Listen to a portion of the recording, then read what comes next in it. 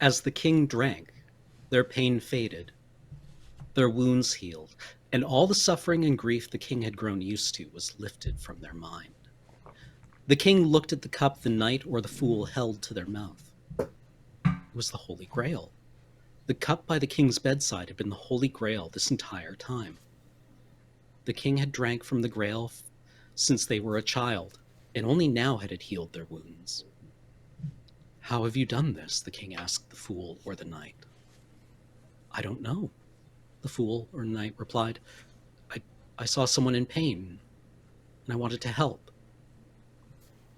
The king was healed. Their land came back into bloom, and for the rest of their days, the king was at peace. We named this moon Corbinec after the king's castle because we hoped it would be an entire world, a place where we could find peace and healing. We hope, when you are grown, you will choose to stay. From A Child's Guide to Zeta Myrmidon 1A. Welcome to Alien First Law, episode 5 of 5. I'm Cameron, your game mother, and joining me tonight, starting on the left side of screen... Me, Corey, a robot medic named Gidget, who is doing her best. We're all a little in over our heads. And I'm Matt, and I'm playing Judith, and if you'll give me a hand and a gun, I'll make things happen. My name is Andy, and I'm playing Finch, who is a synthetic android roughneck, and I am ready to do something. Just find out what it is. I'm Alex, and I'm playing Gray, who is scientifically conflicted about this whole situation.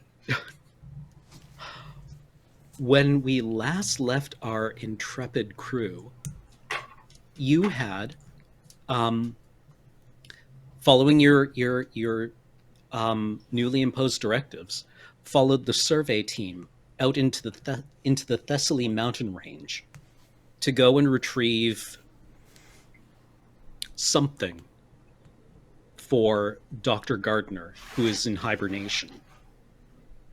He demanded you bring him back, one of the precursor aliens. He isn't interested in the actual, organism that's infesting the colony. He wants what created it. He's so picky. He is. He really is. I think he might be the bad guy. What if the real monster was in fact? Turns out it's man. Dope. This is a very serious game.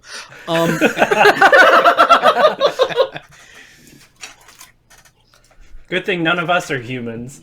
Yeah. Mm-hmm. That means that we can't sin at all. There you go. I've been told I might like something called Chobits. Only the manga.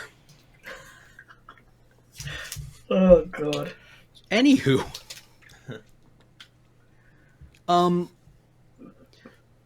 Okay, There was a hole that was made for us.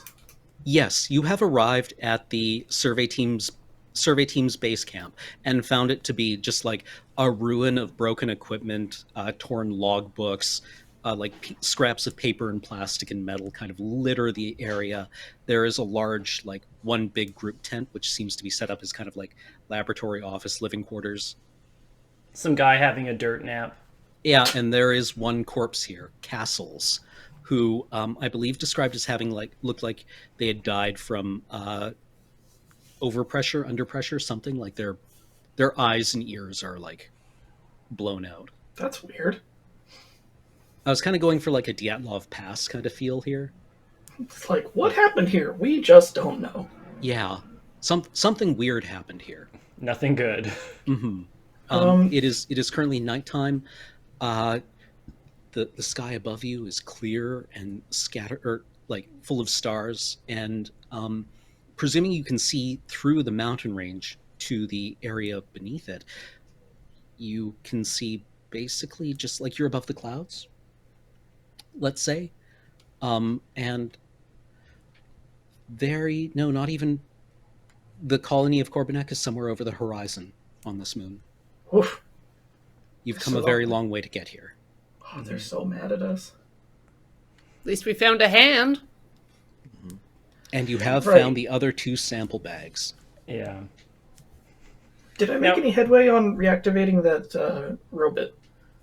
I believe so. Yeah, you passed your contact roll, right? Yeah, so I was trying to swap batteries and then maybe watch the tapes and hopefully get one of them serviceable.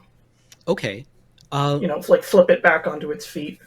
Yep, you can dump its recording, say. Like, what do you want to do first? Do you want to make it operational, or do you want to see what it saw? Let's check out what it saw first. Okay. Because if we watch the video, it's just like, I have become evil robot. Never Yeah, I hurts to suppose check. finding out what it did is probably safer than turning it back on. Yeah. Yep.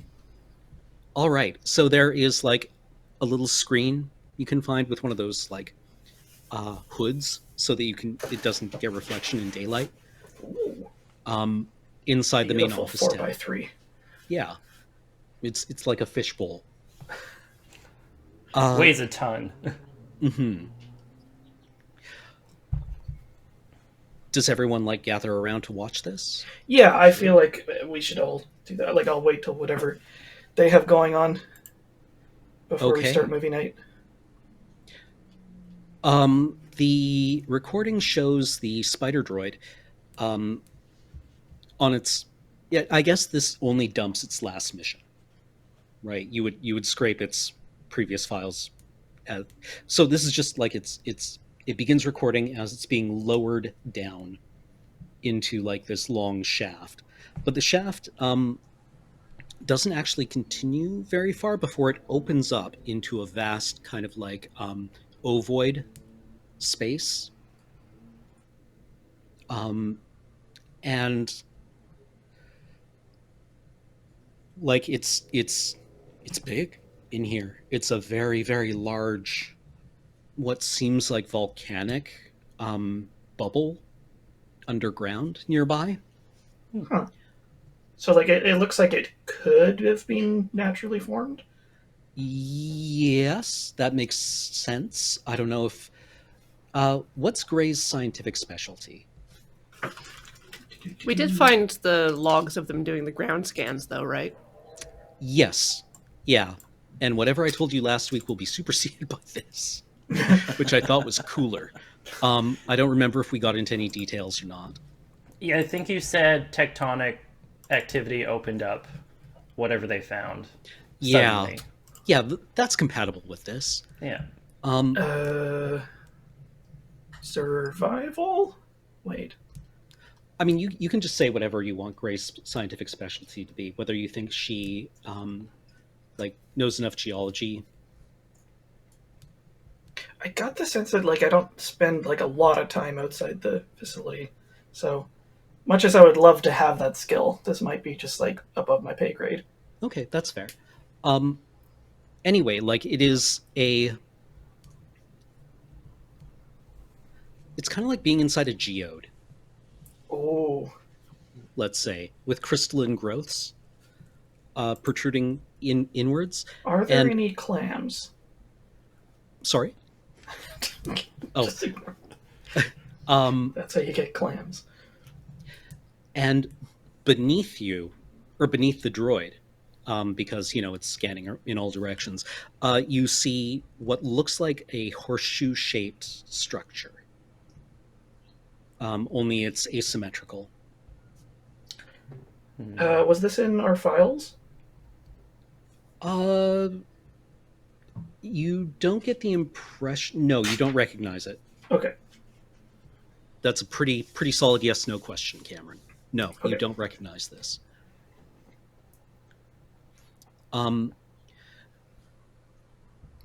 There's a long sequence where the droid is lowered down, and the horseshoe-shaped structure actually is solid. It isn't, for those of you watching along at home, this is not like the alien ship. This is the negative space of it. This is like, if you were geologically inclined or had geological experience, you would recognize this as being like a fossilized version of it. Huh. Like if it was filled with, it's made out of black glass, essentially, or the same crystalline material that is filling or reaching in from the inside of the geode. That's very weird. It's almost like the ship was filled with that, and then over eons of time, it disintegrated, leaving behind this mold.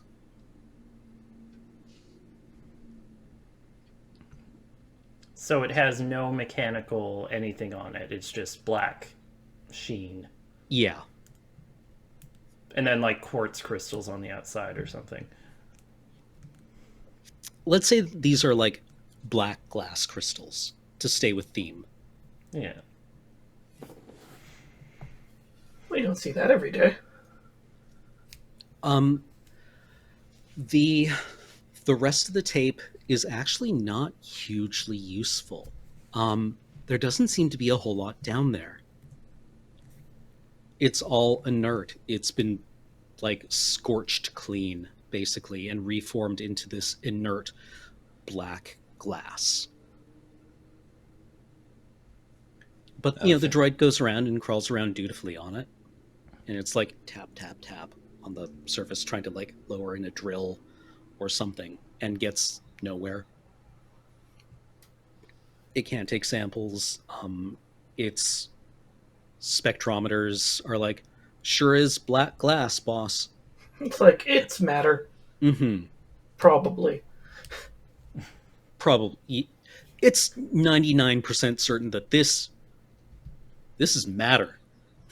It behaves like matter. Mm-hmm. It's probably baryonic. Probably. I have no idea what that means. Oh, it's made out of, what is it, protons? Or quarks. Quarks and electrons are baryons. Ooh. As opposed to hadrons, which are like photons. Finch turns to Gray and goes, "Do you think this is baryonic?" Oh, I'm glad you're reading those books I loaned you. It's true. I've only read the one word from them, though. Is that what that is? Just random page, baryonic. That'll be what I learn. It's like the monolith from 2001, right? Like in the book, they say like they can't even get a reading off of it. They can't bounce a laser off of it. And the most they can say about it is that objects near to it behave like it has mass. Oh, cool. What a great observation. Yeah, I know. Isn't that great? Yeah. Now, Game Mother. Mm-hmm. We discovered a hand last session. You did. Would it be a bad idea, but in a fun and interesting way, for Judith to apply that hand to her arm stub? Or would it just be a bad idea? I was hoping you would ask me this question. I will tell you that before Judith lost her hand, it was not a hand. It was going to be some other kind of prop. Oh! Then I thought, you know what might be an interesting choice for a player to make? So you are saying that would be interesting.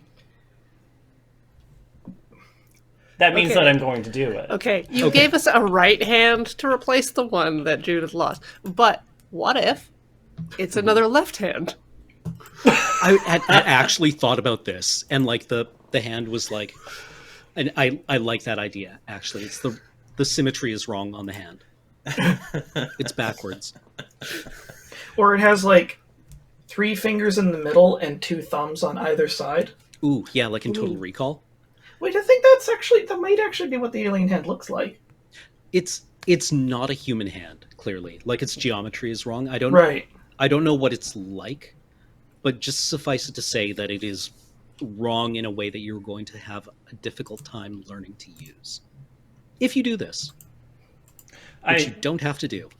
I think Judith's going to do it because she's like, whatever, I don't care anymore. This is an easy way to carry it, and I can use it to steady my gun. Mm-hmm. And maybe scare whatever I'm like fighting. How do you want this to go? How do you try to attach it? Well, first I'm going to see if it has the magical realism kind of effect of just plonk it on there and it just shrumps on. And when that fails, because this is not a magical realism kind of world, I assume. I mean, Let's not presume too much. Okay. Asimov, any sufficiently advanced technology indiscernible? yeah. Let's say as you hold it on, or as it approaches you try to like move it onto your arm. Just kind of like I have the stub, plonk it on. You feel like a repulsion from it, like from a magnet with the poles lined up in the wrong way. Huh. Like if you try to line up its wrist with your wrist, it's wrong, right? Or like, also it's big. Weird. Huh. Just out of curiosity, going to rove it around like my arm and other bits to see if the polarity changes at all. Sarcasm mode. When you flip it around, Oh. the hand actually like opens up and grabs onto your forearm, and then its forearm splits back open into a mirror image of your, or no, into a replica of your left hand. How peculiar. Like it I'm just saying there's a symmetry of like a hand grabbing onto something here. And it reminds you knew... of something, you can't remember what, but you know, there's like, oh, this is familiar somehow with something we saw. Oh well. Huh. And you Yeah. feel like probes or tendrils making contacts inside your upper arm. Great, it read my blueprint. It's heavy. Judith, why did you do that? I've had a long weekend, and I'm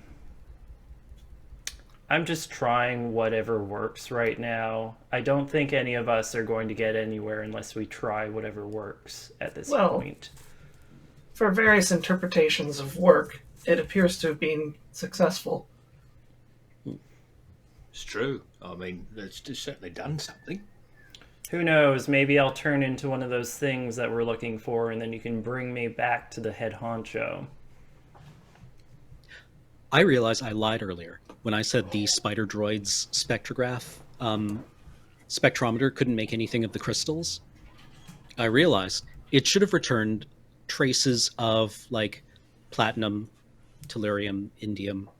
Wasn't that what they were looking for? Yeah, that was what they were out here looking for. That's Okay, what the so- survey probes said. There was something out here Oh. valuable. A big rock. So this is what they were detecting out here. I mean, it's got enough mass. And not surprising they found it. Yeah. Mm-hmm. Well, There could be billions of credits of these metals in that geode. Well, Judith, shall we set out to explore this big black half donut with your new robot hand? Shall we? Is it giving you any clue as to how we can get down? Or I suppose there's a shaft somewhere. Shaft to shaft. I go back and forth on how I like to say it and pronounce many words. Gray. I'm sorry to Yes. interrupt. not at all. Gray, I would like you to roll me wits. Okie dokie. And do you have a memory perk at all? I don't think so. Okay. You only have observation perk, right? So what's Observation might be appropriate here. This is rolling to see if your character remembers something. Okay, which am I adding wits to observation? Yes, yes. Okay.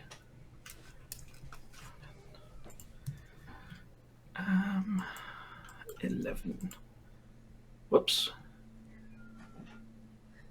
What the heck? Why did that know? Oh, whoops.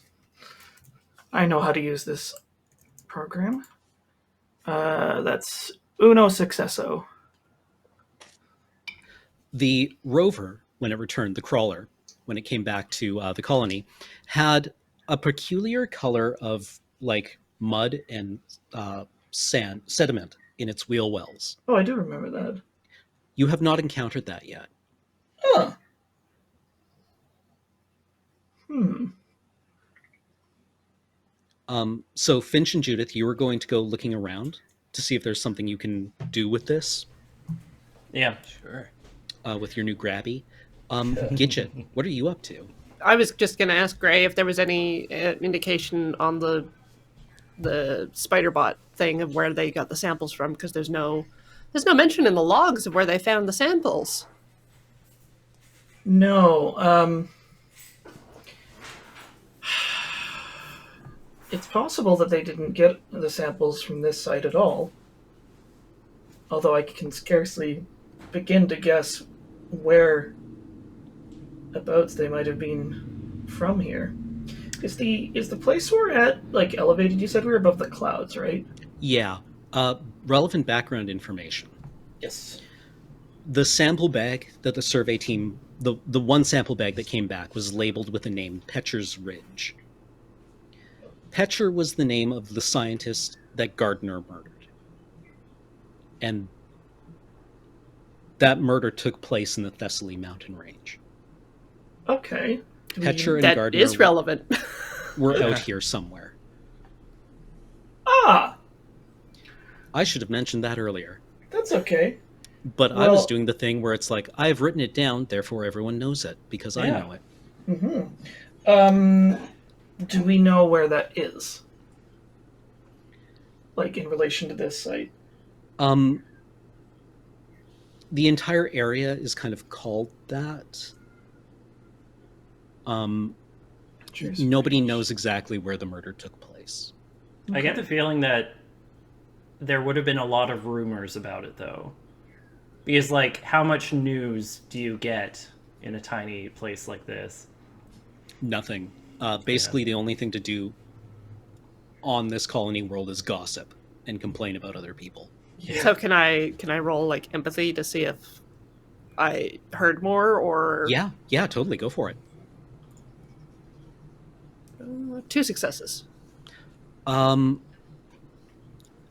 What you know is that Gardner claims that he threw Petcher off of an outcropping. Huh. Hmm. Do we have a pair of binoculars capable of seeing in the dark? Yeah, sure. Why not? All right, I figure that seems like a thing that would be on In the crawler. the crawler or something. Yeah, Do we have 4 pairs? Because you have 2 pairs. I would like to climb up on top of the crawler and just like take my time scanning the surroundings. So you want observation or? Yeah, sure. If you feel like tossing some dice, give me an observation roll. Wham. 1 success. You are able to find a likely candidate. Aha. It is a lonely stone outcropping. It's somewhat more elevated from you, and it appears to be made of a different color rock. Oh, interesting. It's like Kind of like the golden gray sediment that was in the wheel wells. I have spotted something. What have you spotted, Gray? I think we have to explain what Cameron explained. It's like there's an outcropping. It seems to resemble the material we found in the wheel wells of the original crawler. Should we take the crawler there or walk? How far away is it? Better to take the crawler. Yeah, we should take the crawler. You know, it's just.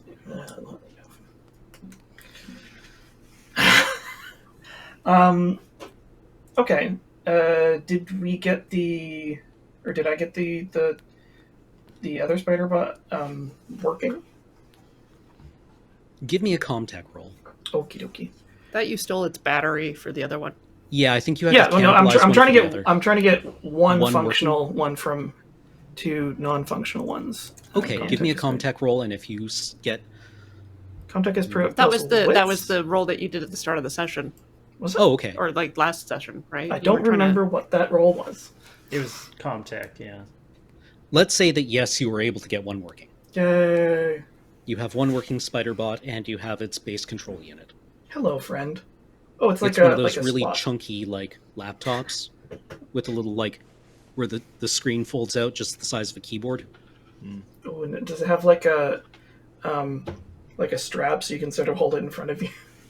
Yeah, it's kind of like a... What are those called? The little organ analogs that people in marching bands have? Oh, I don't know the name of those. Concertina. Is it a concertina? No, concertina. Whatever. But yeah, well, it's similar anyway. to that. It makes a concert with the clicky noises of the keyboard. I will. Yeah, I guess I'll load that or walk it onto the crawler. Okay. Like, they're imagine pretty this is- pretty small, right? Like pick upable small or like. Yeah, these are like meant to crawl through tight spaces in enclosed areas. Okay, I'll fold it up and like stick it under one of the back seats or something. Yeah, it does Or the on the spider top. bot thing where it like... Actually, I bet you anything there's like a little like spot for it. It's like clunk. Hmm. Awesome. Well, I'm ready. Is there anything else we need from this site? Apple squeezies?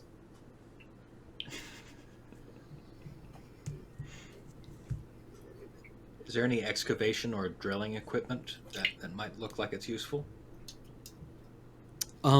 They would have... Yeah, there's probably like a large drill that was used to penetrate the geode when they located it. Does it look like this is something impossibly large that Finch could not pick up, or is it? This could be anywhere in my mind from 50 feet long to just something like a minigun. What would this be? Let's say it's portable by you, and only Cool. by you. Awesome. I was gonna And say it Finch could be will- like Finch will go down to pick it up and have trouble with it and go, oh, all right. Spits on both of his hands, gets into a deep crouch, and then stands up. Is it, no problem, and carries it towards the crawler. Good form. Great Thank work you. with the knees. Thanks very much, Gidget. I read your pamphlet. I've put it to memory. This is basically like one of those, I don't know, like it's a big motor, and then, you know, like what they used to take ice drills or ice core samples in Antarctica, yeah, where you can like add on segments to the drill as it just keeps going. awesome. Something like that. Let's imagine that exists and that this is what that is. And Yeah. I didn't just make any of that up. Okay. So, yeah, do you all pile into the crawler then? Sounds Yes. good. As Finch gets in, like, the shocks on the thing actually, like, Ha! with the weight of this piece of equipment. Stand near the center with that, Finch. Will do. And I'll balance myself out. So I guess as we round corners, you sort of like push it slightly off center. Lean to the high side. Yeah. I guess I Okay. don't need help shifting anymore. Oh yeah, nice. we'll see how that shifts. It just like keeps wanting to live in third gear, and you're just like, well, that's weird. Like, you're in control of it, but it's double jointed and oddly shaped. Like, the thumb is on the wrong side. So, and it keeps wanting to curl back, but you know, Ugh. you can its rest position is like a closed fist backwards, but Ugh. You can make just it kind of grip palming things. the shift, Yeah. right? Because all the digits are double jointed. Yeah. I'm just trying to make this thing as weird and unpleasant as possible without making it like explicitly gross. I don't know if I'm succeeding or not. Oh, you are. It's pretty gnarly, I'll tell you what. Gidget seems to be having some concerns. Give me a piloting roll. Piloting. Drive us off the outcrop. Yes. With my 11 dice. 1 success. Okay, that's good. Normally I wouldn't even ask for that roll for this kind of task, but this is weird. This is a weird thing. This is weird. There. That's... Imagine that this was on this hand. Ugh.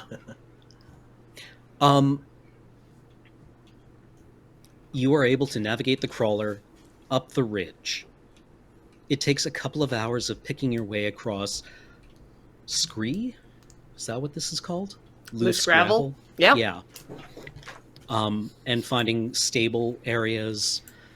But you're able to maneuver the crawler up the mountain ridge onto this kind of golden gray stony outcropping. Is it like sandstone almost? It's more like granite or marble. Just kind of a golden... Which one of us knows the most about geology? Judith knows surface stuff from hearing all the other nerds talk about it during the day-long driving shifts. I have no idea if any of this is even remotely plausible geology, so if your character knows anything about actual geology, I'll defer to them. That's good. Judith, is this a natural formation? Looks like granite, and the big geode egg is an igneous formation, so... It just seemed kind of conspicuous. I'm just worried about the mega volcanoes somewhere around here. If it can make a geode that big. Well, let us hope for everyone's sake that it's sleepy. They usually are. Okay, so you ascend the slope, or ascend to the top of Petcher's Ridge. What do you do here? Well, I guess we're going to want to get out and have a quick, just like, go around. I think I might do the same thing with the binoculars, just of the, like, immediate area, rather Okay. than, like, looking far away. So, let's get some dice. You're looking for Petcher? I mean, I'm not looking for Petcher. I have 1 success on observation.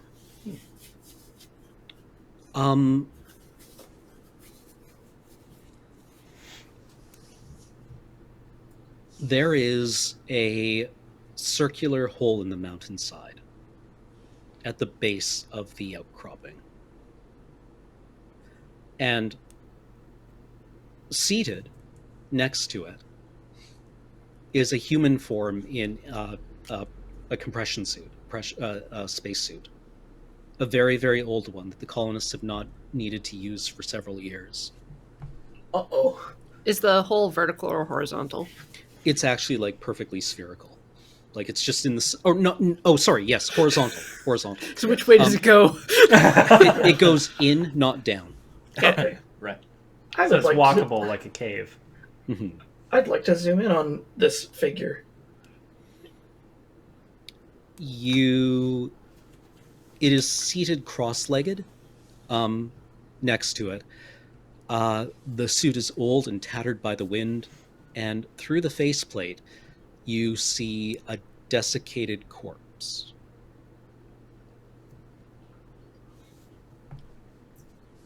Well, that's weird.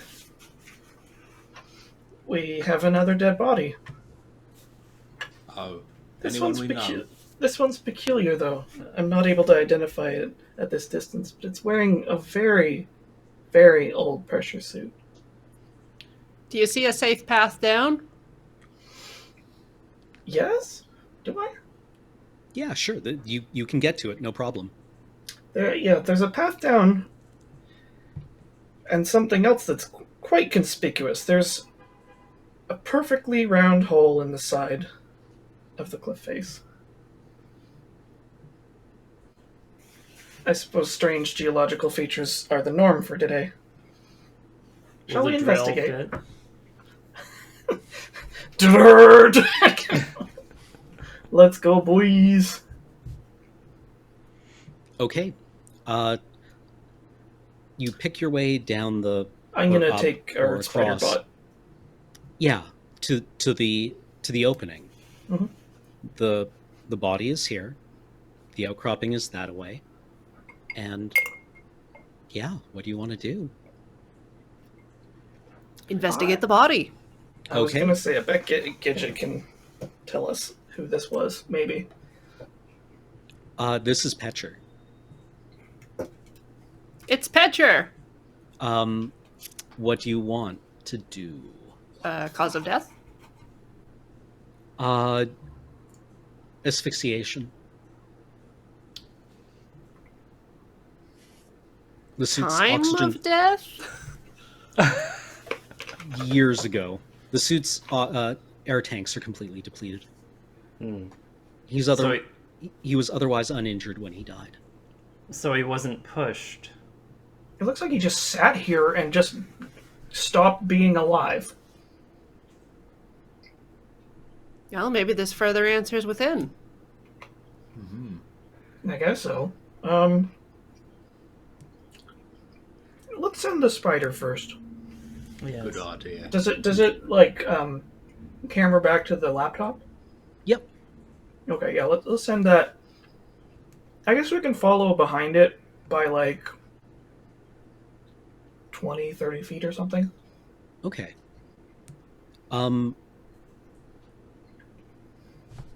Yeah, God, I hope we brought flashlights. you definitely have a source of light. Okay. Otherwise, you have to go back to the colony. Don't want to do that. Sorry. Can I borrow that? Okay, so watching through the Spiderbot's cameras array, the passage through the mountain is perfectly circular. It's a smooth stone cylinder going off into the mountain. You said you're following behind it fairly closely? Not like close. I just want to let it lead us. I don't know, like 2 car lengths or something, just so Okay. that if anything happens to it, we won't be too close behind. Okay. The tunnel widens slowly at first, but inexorably until it's actually like several times its original diameter. And the Spiderbot, you notice, is like ranging further and further up the side as it's surveying around. Huh. And you feel just a little disoriented. Oh, Like your shit. inner ears playing weird tricks on you. Uh-huh. You mean like gravity's being pulled outward? You would have to check. Like the magnetism's getting a bit funky or something.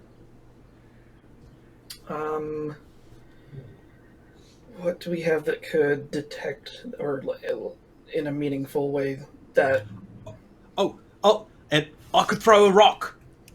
That's a great idea. Try to throw it straight. Will do. And I pick up firstly, I put this gigantic drill that I brought with me down, and then I pick up a pebble, and because he's so strong, he just flicks it with his finger, and it goes 30 feet. Cam, what does the Seeks and PDAT do? I'll have to look it up. The pebble flies straight, not in an arc.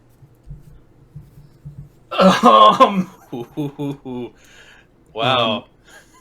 And when you That's put the weird. drill down, you would expect it to slide, right? Because it's quite heavy. It does not. You just put it down and it rests kind of like however you orient it along That's the wall. okay. That's weird. Wow. And it's weirdly quiet when you put it down. No, I mean, it still makes a noise. If this shaft was vertical, we could call it a gravity well. Suck hole. With 2 C's. And Should we tether ourselves together in case there are further anomalies? Oh god, it's I think I like your idea. Yeah, what is it? It's not. Yes, but is that a valid response? Pairs, not all 4. Good suggestion. Because like if something fucks up and I don't know, like say drags us, then well we split our differences. Shoddy Finch. Sounds good. It's that thing I dreaded in school. Buddy up! He's next to me in the order, so. As you're looking around, actually, Finch, as you're looking around for a pebble to toss, and they are here, looking like you look around and seeing up behind you, you can see that the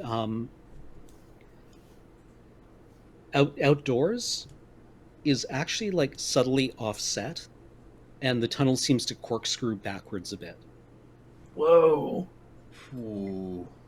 In a way that like is slow enough that you weren't really able to detect it, but it's definitely like the path in here wanders more than you've been able to perceive. Wow. Maze-like innards of a duck. Yeah, it's like the Unreal Engine in here. Goodness gracious. Judith Right. hands the rope to tether Gidget to Judith with the weird alien hand. Thank you. I guess I tie it to myself or Finch, I Hook was it. never any good with knots. Oh, allow me, and I do it much too tight. And that's perfectly fine. I'm so, and loosens a bit. Sorry. Used to doing this with steel cable, and makes it much looser, so as There we not to horribly damage your arm. Okie dokie. All right, do you continue onwards? Let's do it. You don't need to travel too much further until the tunnel actually closes off, and there is another circular, like, it rounds and closes, like you enter a cul-de-sac essentially, Okay. and there's just like a circular indentation in the wall in front of you, but the floor curves smoothly up to meet it and then back into the wall, Huh. like a bulb blown into the rock. This is so weird. Does it look organic? It looks organic things generally aren't this clean, right? Like they aren't this smooth. I'm going to toss a pebble at it. Underhand, just very gently. Softball. It does the one ring off of the when it hits, right? Just like wham, and sticks to the wall. Huh. That's weird. Like in the indentation? Like it lands on it like it's the floor. It doesn't bounce at all. I'd like to. Well, let's say it bounces and just like skitters and lands kind of in the center of the ringed area. I want to run the spider robot on its slowest walk speed up towards it. Because I have a theory on what is going to happen. It just kind of walks up the wall. Well, that's fascinating. How large is this indentation?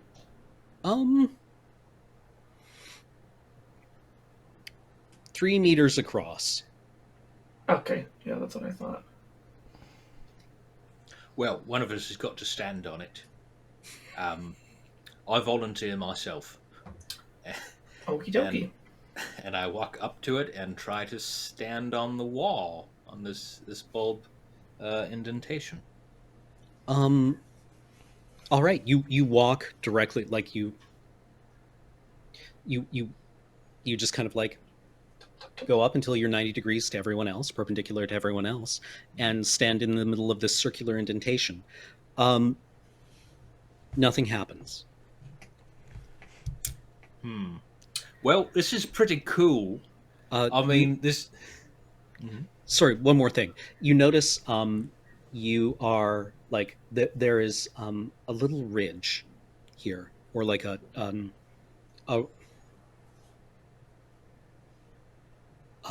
groove in the indentation around the outer edge. All right. I'd like to maybe roll to take a closer look at it.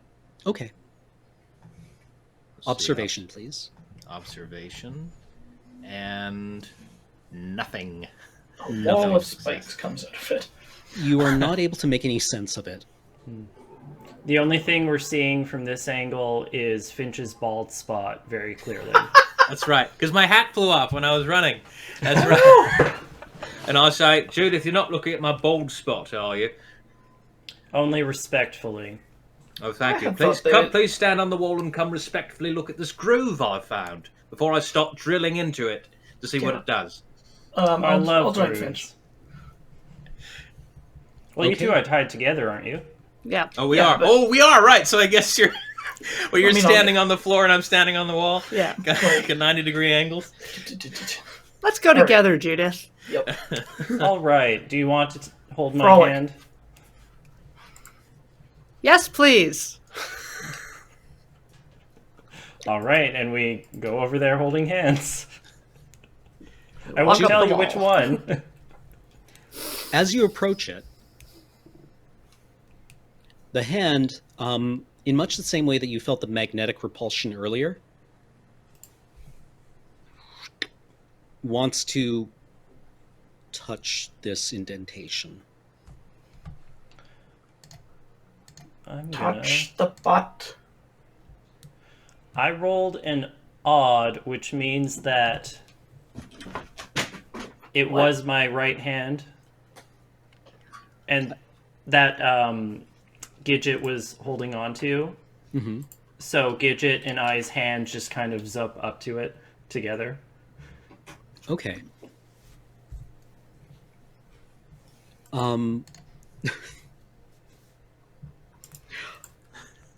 The strange gravitational phenomenon has made Gidget blurry. It's warped space and light. Oh, there we are. Back to normal. Okay. Do you touch it? Yes. Yes. The fingers on this hand actually extend, like draw outwards, like they're made out of a ductile material, and flow into the groove. And then there's a lock, and they re-solidify. Stuck in there, or like You are they now attached emerge to this out? wall. Oh, I'm attached. Okay. Oh. Huh. That's unfortunate.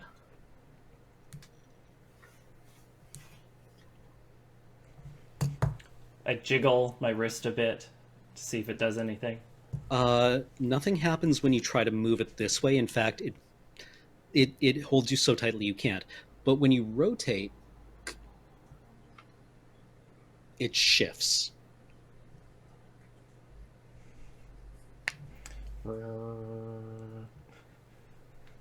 The portal unscrews into the wall, and the fingers withdraw back into your hand. And it kind of Let's make it an iris, because this is alien. Yeah. And it irises out from like what was previously a seamless stone portal, withdraws as an iris or opens as an iris. Were we standing on it? Yeah. Yeah. Uh-oh. With the drill or not? No. I have the drill. Oh, I you had do? I definitely Oh. picked up the drill back up. Yeah. Do we have the opportunity to react to this in any way? Well, Judith was standing on it, and Judith is tied to Gidget. Yep. And Finch, where were you? I was standing on it. standing. And I was on standing it. next to him. Oh, I thought Gray was still on the floor, but No, yeah, I joined. still funny either way. Yeah. Okay, Judith and Finch, you fall into it, and Gray and Gidget, Oh dear. as the ropes tie to you. Gray, actually, Gidget, you can give me a strength mobility roll, or Mobility. athletics. That's agility. Yeah. Agility. Okay. Gray, you have no hope. Um, Finch on his own weighs like double what you do, and is carrying a large industrial piece of equipment. Yeah, there's no way. Can I at Big old least goose try egg. to? Can I try to mitigate my fall? Yeah, I mean, I've no idea what I'm falling onto, but I want you all to roll mobility. Ability. Should I roll I think I again? might actually be good at that. Yeah, everyone roll it again. 2 successes. 3. 3 successes. Wow. Wait. No successes. All right, we're going to go to commercial break, and when we come back, we'll resolve what happens next. Yay!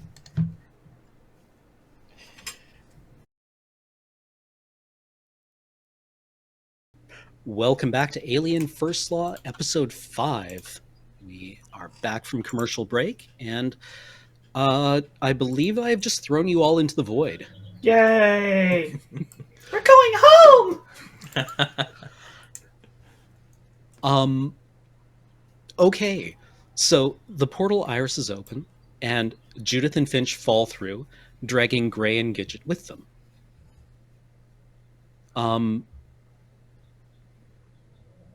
You fall for only seconds, really, but it is so completely dark in here that it is really hard to tell how far you've come. Because if you look upwards, you see the portal withdraw, and then you can't tell if it's shrinking or if the portal is irising jeez. closed behind you. But when it finally does vanish, either through distance or because it just closed, you are in complete darkness.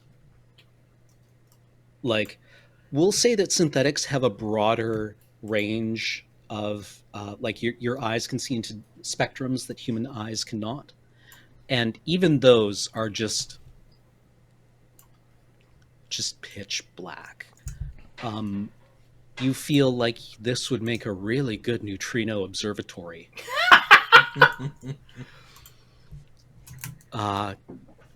Like, this is a place of utter quiet and stillness. And then, very slowly, sense creeps back in. And a light flicks on in front of you. And it is the headlamp on a torn and tattered spacesuit.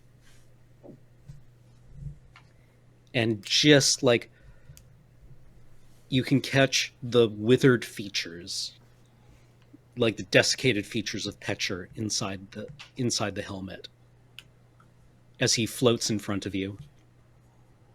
So that wasn't him outside. And I actually say that to the group.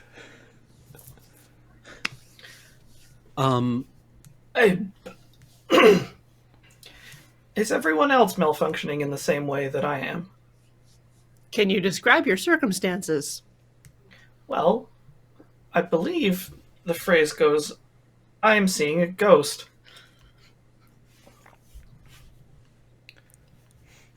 Petra's headlamp scans across you, and like the pits where his eyes should be are just like, with the overhead lighting, it's just like withered flesh and then deep shadow.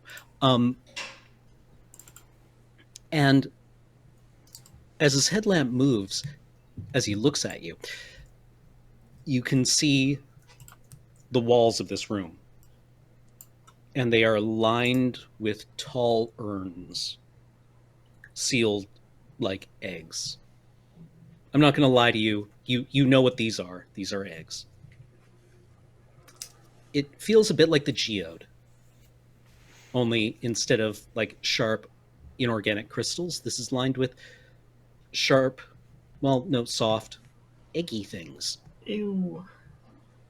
Malleable. Plush.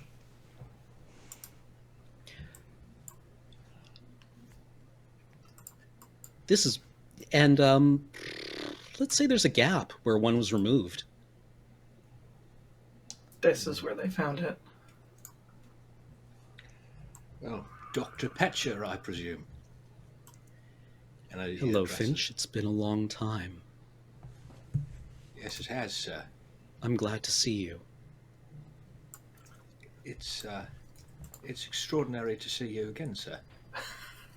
Yeah, in many ways, we just saw you outside. I was hoping you would follow me in here, but it's difficult to communicate. I don't have much time with you, but I'm glad you're here. Your murderer sent us. How is our favorite lucid dreamer doing? Sleeping. Maybe. In the belly of the whale, in terms of the colony at this point. He appeared intact last time we spoke. Are you all that's left? In all probability. Inconclusive. The infection was well on its way by the time we left the colony. Infestation? The company will be interested in that information.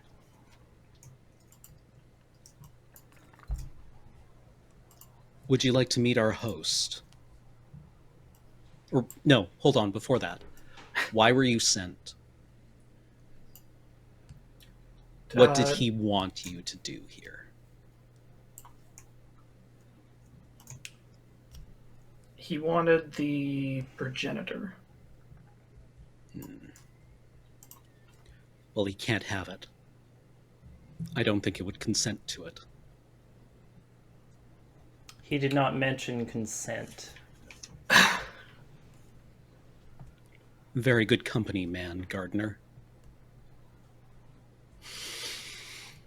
Yeah, he only said he required it. I'll bet he did. Importantly, he didn't. I mean,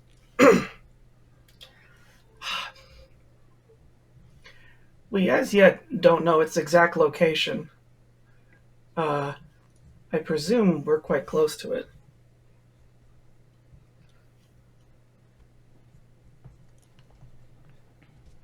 He didn't understand the scope of what he's dealing with. He thinks it's a single organism. It's something much, much older than that. Do you want to meet our host? We're required to meet your host. Yeah. We're obligated to meet our host.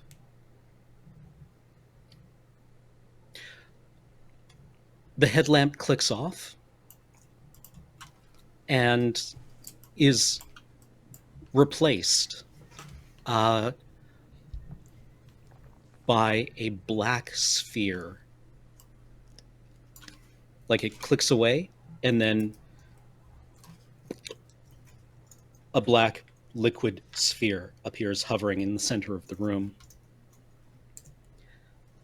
You know, like the interstellar black hole effect with the corona of like hot gases around it, Think kind of so. like that. Just for the lighting purposes, you need to be able to see this thing, but it is just like, Black.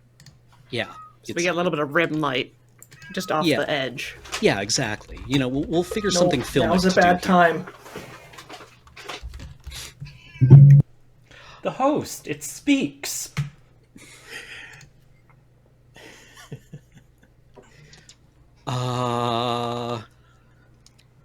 For the podcast, Alex has just run off screen to deal with a cat. Man, lucky. Yeah. Yeah. Yeah. Hope my mute switch worked there. Oh, yeah, totally. We were just commenting on how lucky you are to get Just run talking off about to deal with the Gantz. cat. Petra's voice is in your ears. I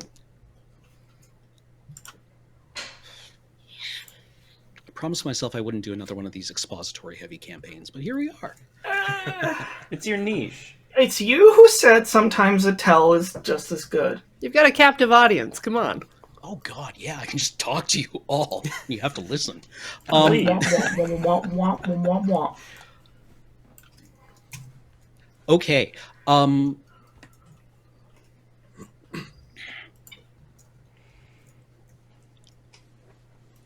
This is the library of every living thing.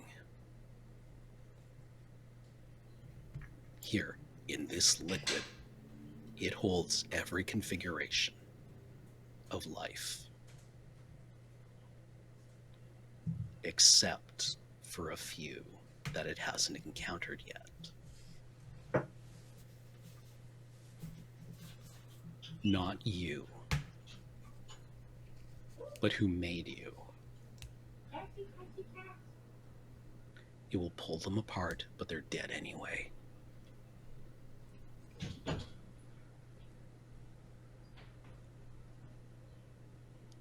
It wants us. But not the petty matter that makes us up. It wants the perspective.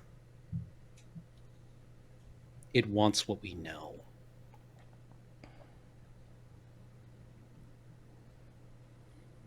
The thing that haunts it, the alien, the strange shape inside of it, that wants the matter. But the intelligence inside, it wants what you know. What if we were to give it to it? I would quite like to see what would happen then. Is that such a thing that could be given?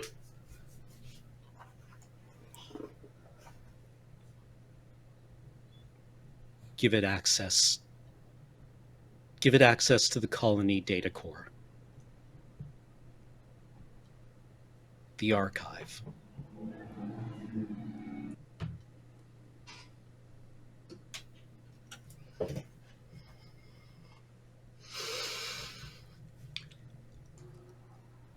Did you offer yourself to it? You're still here.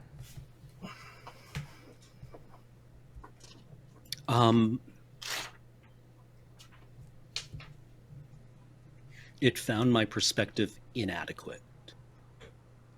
It found Gardner's inadequate. That must be very hard for both of you. I'm living with the grief.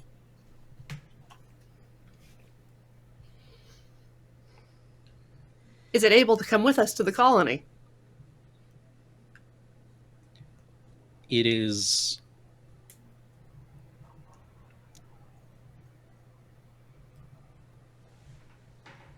How do I even want to phrase this? Its surface is non-reflective, right? Like it's utterly matte black, and light you shine into it does not reflect. It absorbs everything. It sees everything. This is like permeating into your consciousness like some omnipotent narrator is telling you it. It's it absorbs everything. It's a Vanta Black sphere. Yeah, but like if that also applied to information. You know, it's like one of those balls of putty that you can roll around on your keyboard, and it will remove all the like hair and crumbs. So you're saying it's collected all the crud and won't Yeah. get... Yeah, it's... But like, this is like if you could do that with putty, and it would take off every combination of keystrokes from your keyboard as well. It needs the data stream, and it needs it before the colony dies. A great way to discover and encounter new information is to travel. It doesn't need to anymore.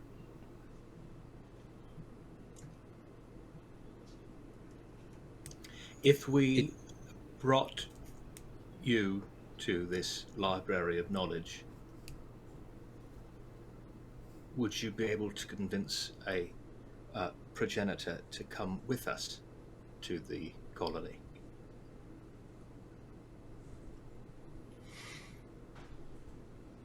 It doesn't need to come with us. It needs to be able to make sense of it. It's encrypted, and nothing can pull it apart. The encryption the company that humans use can't be broken, not if you made every atom in the universe into a computer and gave it trillions of years. Some good encryption. It's too complex. We need to convince it that it's sensible.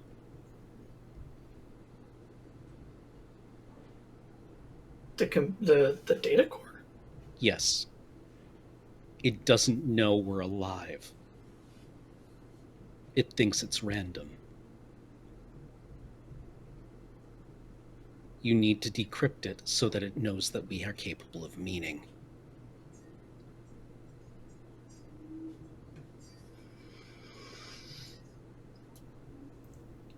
Okay, so is the data core an AI? Like a no, mother? it's just the archive. Okay. Like basically it's everything that if a human colony, like if human space underwent systems-wide collapse, Yeah. theoretically any one human colony should know enough to reconstitute human civilization. Okay. So there's a lot of data there. Yeah, It everything maybe from Gilgamesh on. It doesn't have the most spicy memes, but you know. I mean, the most spicy... If you think spicy memes on the internet today are hard, wait until we've got hundreds of planets working asynchronously across, like, light years, having no contact with one another. It Yeah. sounds like The Sims. Right? Yeah. Like, But it's just everyone net sending fly agric to each other, like... that keyboard made sense to somebody. Right? Like, you sit down at that keyboard and you're like, instead of being like, oh, it's Dvorak, you're like, oh, it's an Eridani keyboard. Yeah. Right? You hit fly agaric and it, like, spits out 400 characters of Zalgo text. What the fuck? And you're like, perfect, this is exactly what I wanted. I don't know what's happening now. Just talking about set design. Okay. Mm. Okay, pulling back a little bit. Yeah. So the data sphere wants the sum of all human knowledge that is in our archive at the colony. Yes. Yeah. Okay. But it ain't moving. It's not moving. It can access it. It doesn't know how to make sense of it. You need to translate it for it. Oh, okay. Okay. What incentive do we have to do any of that? I mean, it might get us what our current objective is. I mean, I don't know if I don't know if we can bargain with it, or I don't know if a robot can, Hmm. Well, because at the moment, at least from my perspective, this is kind of a like cool story, bro. What does God need with a spaceship? It's like we're here looking for a progenitor, and unless we, unless you're able to offer us some inroad, you didn't seem particularly receptive to that idea. Yeah. I don't suppose you could tell us why. Why Petcher doesn't want you to have a progenitor? Yeah. Like, what does he know about, sorry. His name's fallen out of my head. Gardner? Gardner, yeah.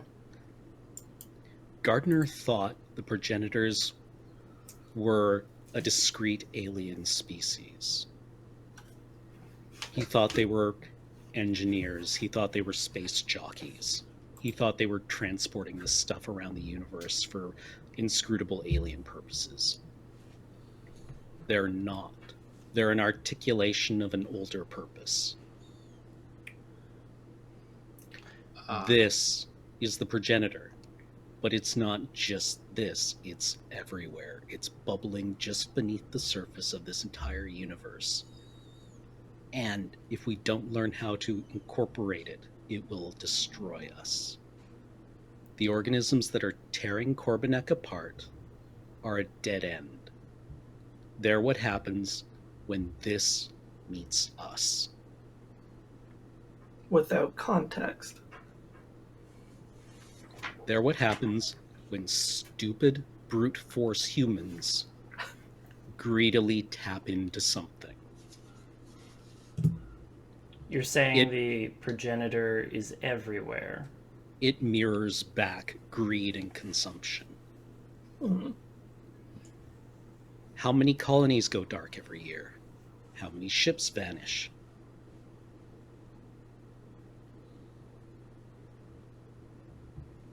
Where did the hand come from?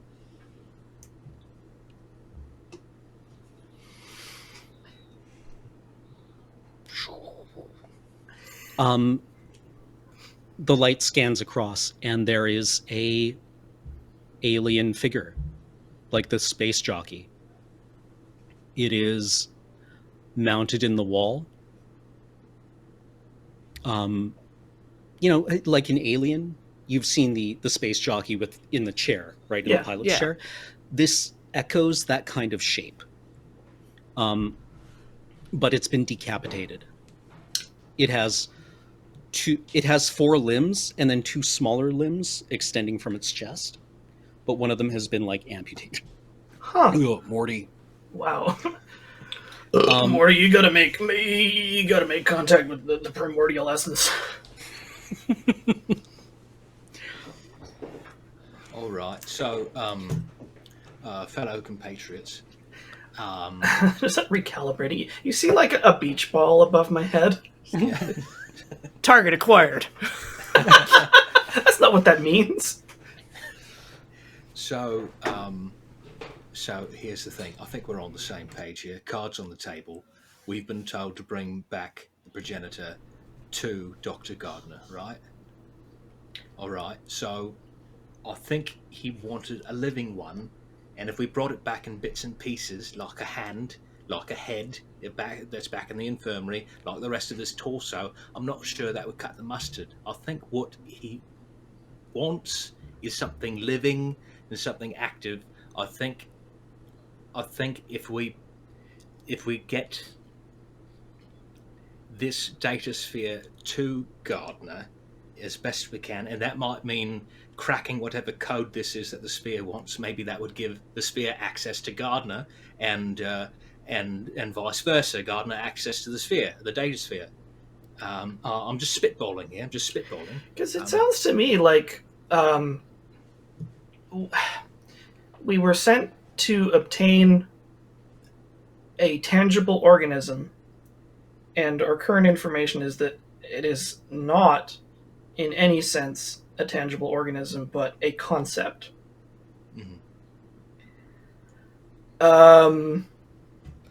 And I don't believe that we have the means to transport concepts He in did any meaningful mention capacity.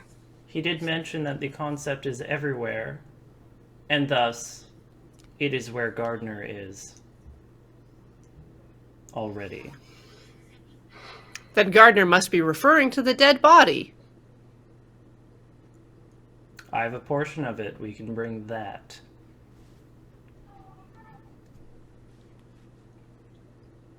Unless you want to carry the whole thing, Finch.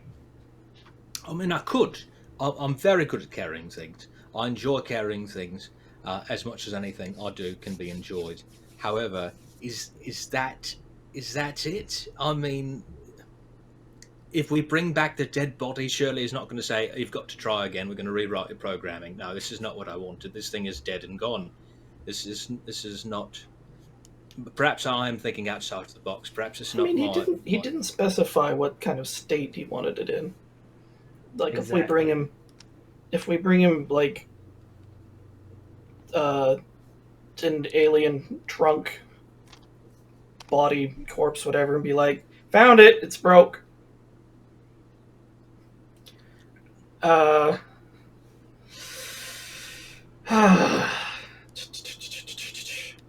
We can bring the body, and when we arrive, we can try and get this data to the sphere. Why? It would save the colonists, apparently.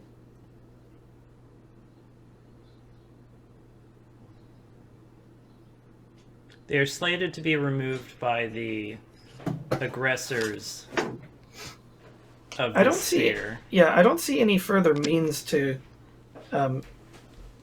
ameliorate that situation apart from what is being suggested. Give it what it wants. I mean, we've all seen the state of the colony when we left. It's only gotten worse since then. If there's anyone left alive at all that we could conceivably save, we would be obliged to do so. You can't save them. You can't save the colonists. You can't. You might not even be able to save humanity. You might not be able to save any of Earth's biosphere. What you can save is everything we've learned.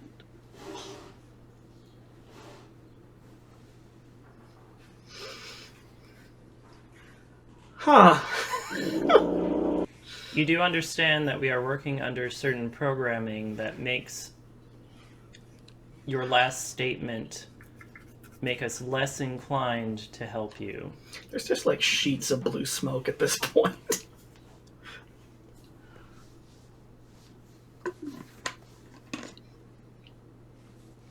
Sooner or later, this will get to Earth. This will get to the core colonies. It is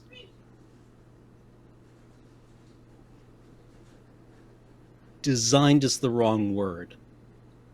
It fits into the holes in our consciousness like a key turning a lock, and we have no defense against it.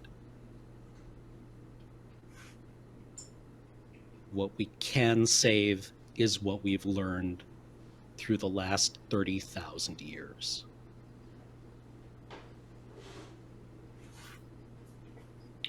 Right, so Finch says, well, just out of thought experiment here, out of curiosity, who would know how to decrypt this library of colony knowledge? Who do we know who could do that? Just to see what our options are to try this. It is built into basically all of your communication devices, right? It's a key. It's a long key, but it's there. Oh. Right. And we would just have to be bodily next to it, or like access to the terminal. Mm-hmm. You just have to teach it how to read it. It needs it translated or interpreted for it. Because right now it is indistinguishable from noise. Intense, like high intensity noise, directed noise, Noise that seems to have a purpose. But noise.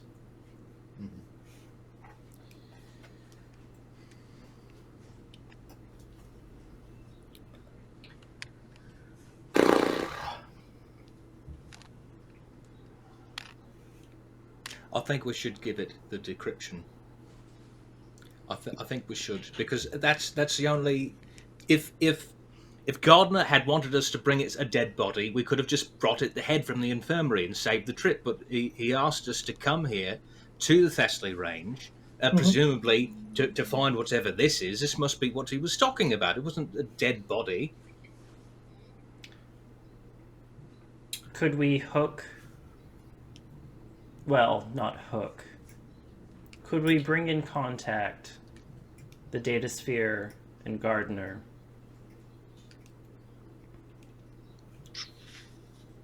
Well, apparently it's everywhere. So, if I'm interpreting our this correctly, we just need to go back, translate the archive, and it will spontaneously understand, irrespective of where it is. Like, you don't even need to go back for it. Oh! You need the radio from the crawler, maybe. And we can do... Oh, Or- yeah. Okay. Yeah. Well, it saves a trip. Yeah. Still doesn't help us bring Gardner the being. Yeah. We could bring him to it. You just have to get around what Gardner imposed on you.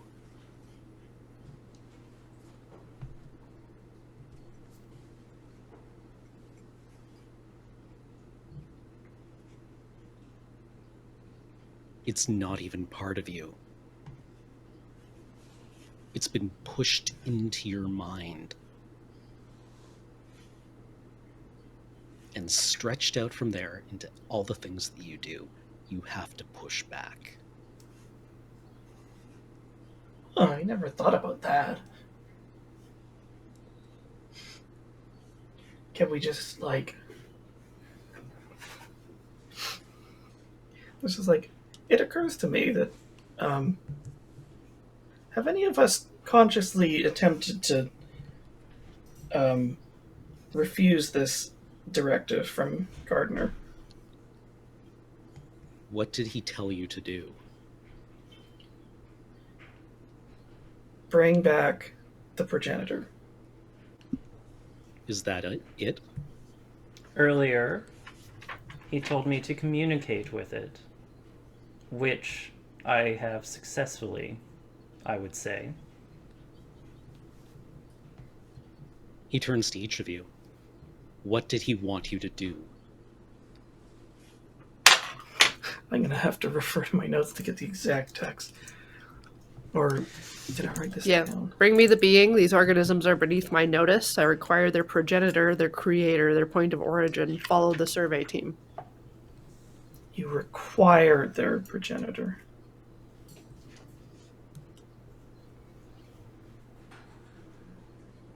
Which one of us is a lawyer? I mean, it sounds to me like he can't have it. Like, it's not something that we're capable of giving him. Which is why we should give him to it. Can you connect the two? That's what I'd like one of us to do, if possible. How would we do that? He's over there, we're over here. Can we call him? Why not? He's been able to dream into our heads before. Is he already All right. with us? Oh yeah, is he here? Or are we in a Faraday cage? Does what kind of reception do we get off dreams? This place is an antenna. Oh! It draws in and funnels the electromagnetic spectrum into the sphere. This place should be lit up, but it's not. Because of the suck. Because it's a big suck hole. Are we going to continue calling it a suckhole? I I mean, I call was them gonna as call it a I see them. singularity, but you know, I mean, I mean, I suppose first discoverers get naming rights. Yes. it is now the suckhole. All right. So, can we connect the two? We just need to broadcast Gardener far enough for the suckhole to receive him. So how do we do that? We give it the decryption. I think it could probably handle the rest. Probably access our computers and radios, communication, all that stuff. All right. How Are would we you able to connect- leave this place? How would you connect Gardner to the sphere? I mean, I would put him into it. I would go into it. Oh. God damn it. Thanks, Corey. You're welcome. I never thought about him being, like, literally inside our heads. Is that prudent? And more importantly, will that work? Toss a pebble at it. Oh, finally, the last organism I was looking for. Yeah, the pebble falls into it with a ripple. Oh, it's gone. It travels around the sphere. In fact, anytime you talk in here, the pressure waves ripple across the surface of the sphere. Very cool. Pretty- That is very cool. I think you might be onto something there, Gidget. Well, why don't you go make out with it?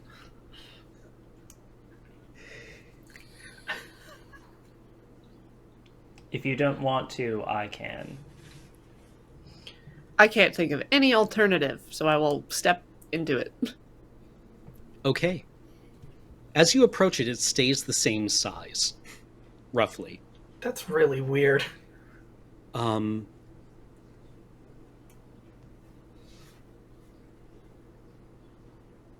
God, is there any way to do this that isn't just like Diablo?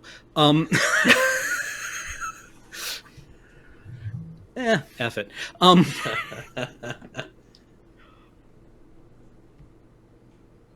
The place where dreams come from, let's say, I don't actually know any of the functions of the brain, but let's say Back it's of the back head. here. Back of the head? Isn't that sensation or perception? Yeah. In a human? No. Okay, yeah. So the back of the head. Let's go with that.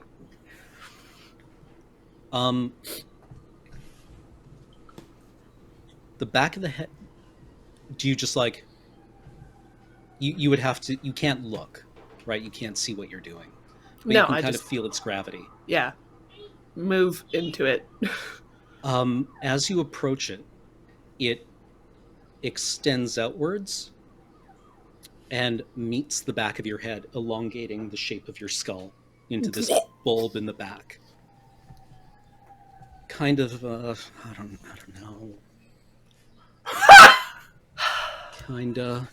Kingdom of the Crystal Skull all over again. Okay, that was a cool effect for like 30 seconds in an incredibly like dumb movie. I can forgive any of John Hurt's sins. It somewhere very far away, you all hear Gardner screaming.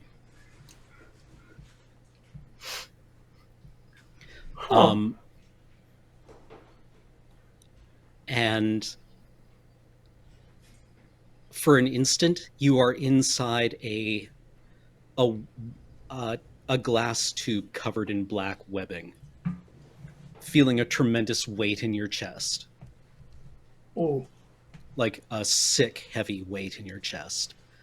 And you take your first breath in years to scream.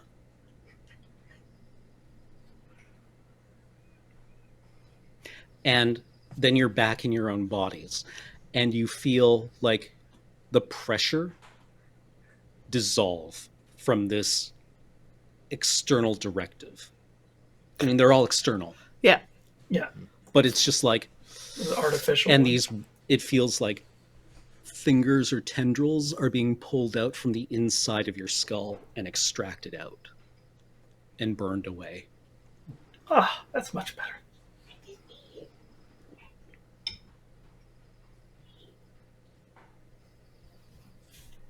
Do we have any remaining directives? Also, has Corey actually? Sorry, has Gidget actually like transformed, or was this a sensation? This was a momentary, like it maybe some kind of visual glitch on your part, but you're now free of your laws. One through Like infinity. all of them? Yeah. All of your ethical... When it got rid of the first one. Or when it got rid of, like, the negative first, I guess. Oh, we just drop tabled.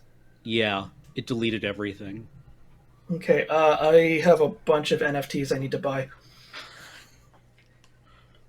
And you see, people are worth a lot of money, but just their organs. So what you gotta do...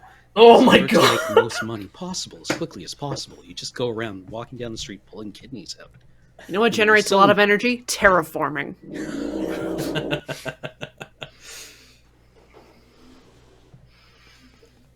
Sorry, Well, someone just- is attempting to terraform my apartment right now, so I think all of my neighbors recently just finished mowing their lawn simultaneously, so big mood. It's a mowing hour. I'm just gonna That's 8 remark a.m. to no. Yeah, I'm gonna remark to no one in particular. Oh, how peculiar! Finally out. What is this?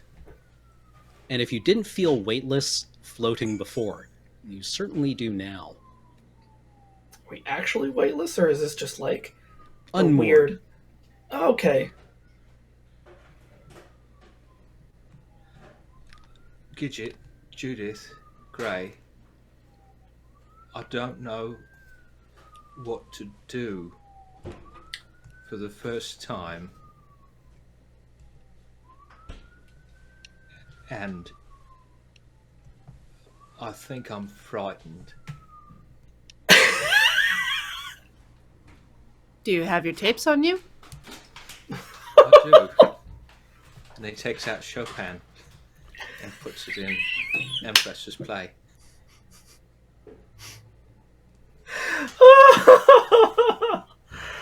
Oh fuck! Which track, though? I wonder. What's the angriest possible Chopin? And then the Chopsticks. opposite of that. Or it's a tape that you had loaned to one of the other colonists, and they used it to record them like banging their girlfriend, Oh. and that's now reverberating off of the chambers of infinite knowledge. You see, it's the act of creation, and it's a metaphor and an allegory. It used to be so beautiful. And we ruined everything. Aliens come and kill you all. Finally! That's okay. What took you so long? You just put the tape in and it's like, dun dun, thunder. Dun, dun, thunder. And you see the rippling off the sphere. God, I'm so bad with names. Who was it that was addressing us before? Petcher. Pretcher. Petcher. It's like,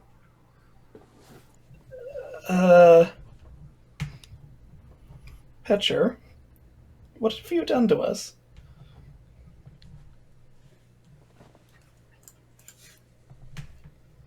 If he's still there.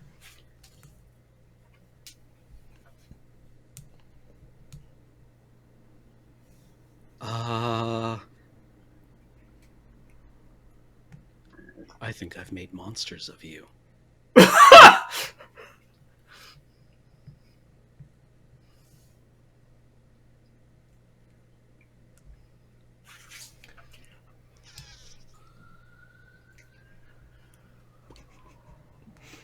like Our you, monst- Petcher. I think I'm going to help you.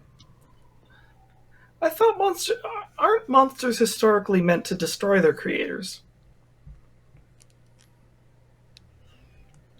That has been a trend in fiction.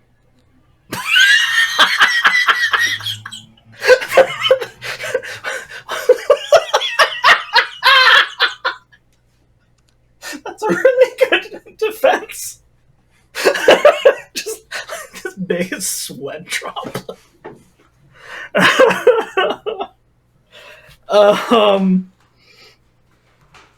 Okay. I guess I'm reconsidering all this information and thinking aloud. It's like, well, the question facing us before was, why would we want to help this entity? But we find ourselves now thinking, why not?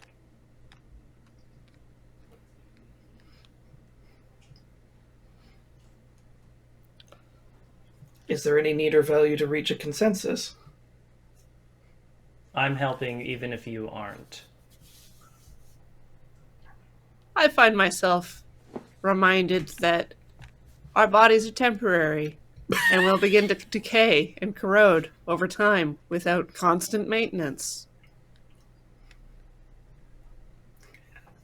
I'm just gonna sort of crash down. It's like, I'm experiencing a heaviness. But not like in a physical sense. Mm-hmm. You know, I'm feeling much the same way you are, Gidget. I'm now very aware of the amount of time that exists between the present and the end, and I'm of a mind to do something, more or less, just to see what would happen. I vote.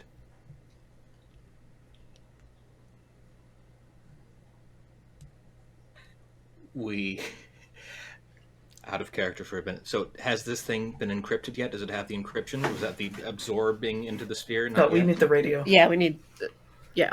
Okay, well, I vote we get the radio, we give it to this thing, and we see what happens. And he turns up the volume. I'm thunderstruck.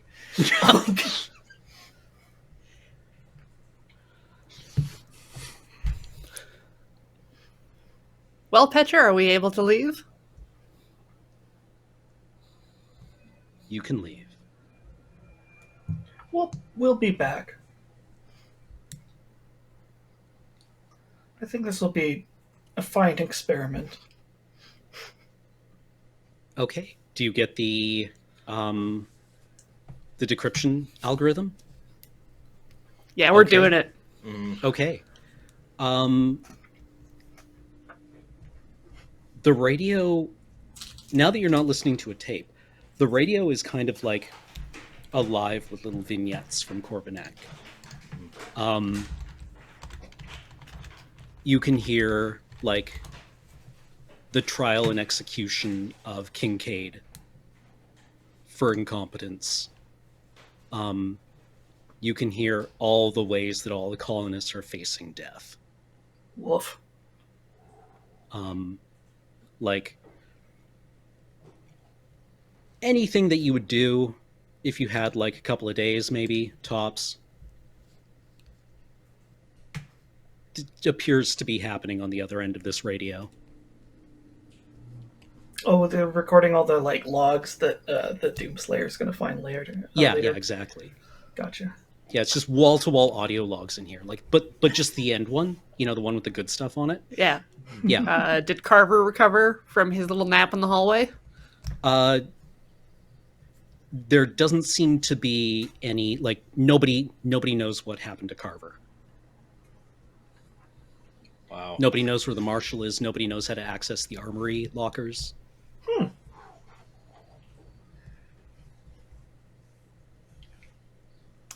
Huh. Wonder where they went. Ah, well. Ordinarily, in an experiment, you need to have a hypothesis. But I kind of find myself, what's the phrase? Not giving and shit. Mm.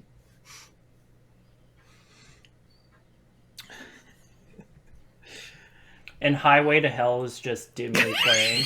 Yeah. So, Gray, do you do the thing? Do you use your key? Yeah, sure. Oh, and do we need all of us, or? No. No, you just Yeah, need sure. to like give it the key. It's kind of like reciting the, however many character name of God Yeah. Oh, okay. It's like, to this thing. get out the piece of paper. 1, 1, 1, Uppercase One. Q, 1. lowercase q.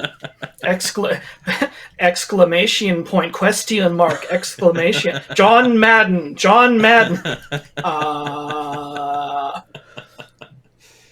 I'm laughing for real right now. Ayu. Ayu. Okay. It's just like the router code.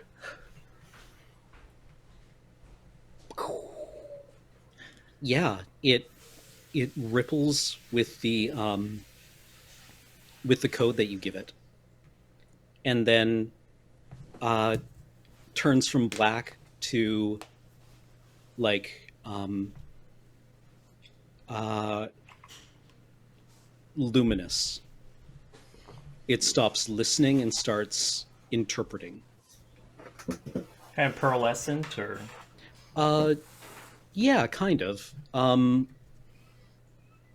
it's alive with like all the contents of the colony archive.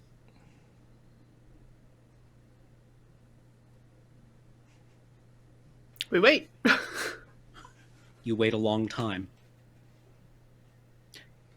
Thank you for joining us for Alien First Law here on Dice Friends.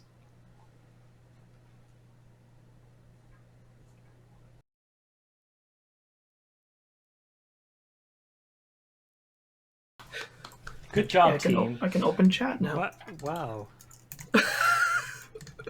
I did not know where that was going to go when I started tonight. So Yeah. Oh, okay.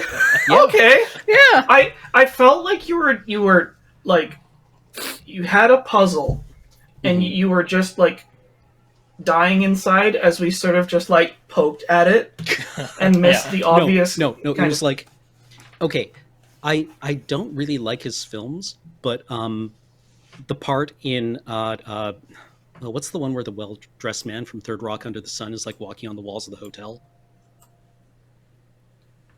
What? Inception. Yes, JGL. Yes. Yeah, where they give her the task of drawing a maze faster than you can solve it. Yes. That's what I was doing for like all of that. So the longer you prodded at it, I was like, yes, good. Stretch. Good. Figured something out. Okay. Awesome.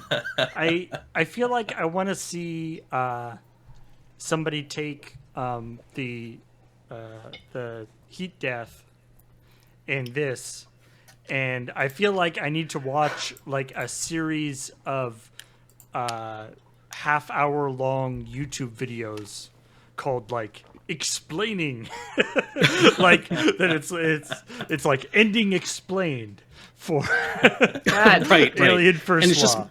yeah, it's like my face with these hideously like distended eyes. Pitch meeting, Alien First Law. Yeah. and then it's going through all Worst the cinematic failure ever.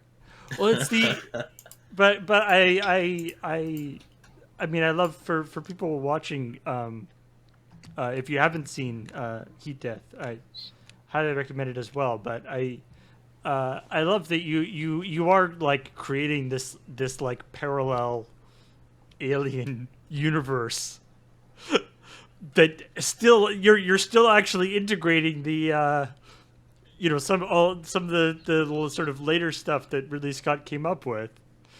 With the like oil and the progenitor and the engineers and all this stuff, but hopefully not much, in like much more interesting way. Yeah, because like my problem with Prometheus and Alien Covenant wasn't that they were bad. They were just so uninteresting. Like it was so full of promise. Exactly, right? Like there's a parallel universe where they're awesome and it's not that different from ours. Right? Like, Berensteins? You would just yeah, exactly. The Bears stole our good alien movies. I'll hunt them through the universes.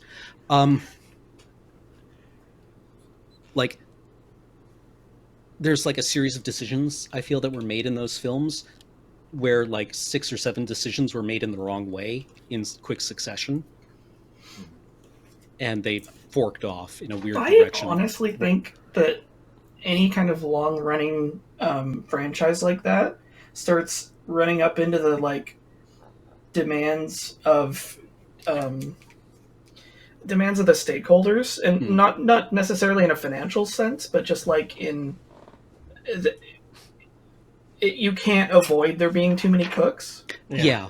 Well, and you know, there being too many expectations. Not to make this a dump on Prometheus. Go right ahead. The movie sucks balls. But it just felt like a very own goal, you know? It was like we knew kind of what we wanted from it. And it was like it could have been, you know, you could kind of map out how it could go. And then it was like, oh no, he's doing it something totally different. Ooh. You know what it's like? It's like they set up a really well-considered escape room and then put a bunch of fucking idiots in it. And they just sort of blundered into all the threats, and it's like, well, I guess you triggered it. Wait, I didn't think you were just going to put black oil into the guy's drink to see what would happen! Yeah. Well, yeah, that's part of like the deleted scene stuff where the dreamer or whatever gave him orders, but they deleted it because they didn't want the audience to have useful information. Like, even then, it's like, why would you do that right here and now just to, see what would happen? Anything could happen. It's called the scientific theory. So, like, all right. So yeah. This alien thing. We wanted to have a little bit of a chance to talk about. So, I mean, the first thing that I'm personally very curious about is, so we know that there was you had the three laws of robotics, and we know that later on Gardner overrode everything and said, no, stop whatever you're doing, go get this thing. Yeah. But between those two, there's like the go get the progenitor law, and there's the regular thing, but there's a law in there that each of you had, something that you were doing. And I'm very curious as to what those things were. I was like, maybe I know what you're doing, but maybe actually, not. Do you have any theories? I was sure that there was something to do with, like, I was sure that, like, messing with the colonists was No, that was just on your own time. Yeah, the My only one I character just hated that. kind of sussed was, I think, Finch has to do with the fusion reactor. That's it. Yeah. There's shall I announce? Yeah, please do. Okay. Go ahead. There are a lot of more sinister theories that I saw in some comment sections, but mine was just ensure the integrity of and prevent any sabotage to the fusion reactor. That's all. And I liked it. It was great. It's very clear. Great. I can do that. I can try to make that happen. Except people kept making you leave the fusion reactor. I know. That's why you got grumpy. It's like, I really want to be around here. No, my baby. I need my baby. Yeah, I gotta take care of this thing. Don't make me go away from it. Yeah. And Gardner's rationale behind that was he didn't want the colonists, once it was clear they were all going to die horrible deaths, he didn't want them to set it to self-destruct. Because that's what a fusion reactor does in science fiction, right? You can set it to blow up. Yes. Yeah, my original agenda was locate and secure the source of the infestation. Oh, Well, we located it. Kind of. it's very secure on Corbinec. I feel like I mean, Gardner put a lot on your shoulders there. That was just like, go watch the fusion reactor. You go figure out what the hell is going on. I fully expected that to involve us going out to the ridge. Like, I thought that that's where the hive was going to be. But it turned out that they were industrious little critters. The hive yeah, came like- to you. Depending on what sources you're kind of like reading or looking at, it's never clear how quickly they grow. Which is why It's a cutaway thing. Yeah, which is why in Heat Death I said like one of the NPCs had a theory that because they're kind of like riding on your organs, right? Like they're cannibalizing your body. They kind of have a sense for what your emotional state is. And if you're stressed out and like swimming in adrenaline, it's probably not a safe place for a chest burster. Yeah. Right? So it's going to wait until you're kind of like chilled out a little bit. Sounds like that kind of sounds like the next movie in the Crank franchise. I was literally just thinking that! But, like, You have a Alien chest 3 burster in you. It will jump out You just- if your adrenaline goes down. Oh my god. And it's just like a Looney Tunes thing, right? Yeah. Jason Statham, you have to keep going. There'll be a part where, like, I don't know, he gets like a carpentry clamp and like puts it around his torso for a little while, just like keep it from exploding. Stay in there. Oh my god. That's so stupid. Going down the line, continuing, mine was to communicate with the organism. I said it at the end there. Oh, Early on, there wasn't really... I mean, I communicated with the organism, telling it to back off with a gun Okay. at one time. Okay, it took my hand. Is that a handshake? Is that communication? It's body language. Okay, mine was monitor the mental health of the colonists with specific reference to sleep patterns and dreaming. Okay. All right. So we Monitor didn't- the mental health. how did that pan out? We didn't really get to explore that. When I wrote these, I wasn't really sure like how quickly you would run through things. Yeah. But so finches and gidgets didn't really kind of got like the short ends. But that is why I went to hibernation. Yes. Yeah. Yeah. So what I was going to have happen if we got to fully explore it was that the colonists were just not going to like everyone was going to be short-tempered and not sleeping, Yeah.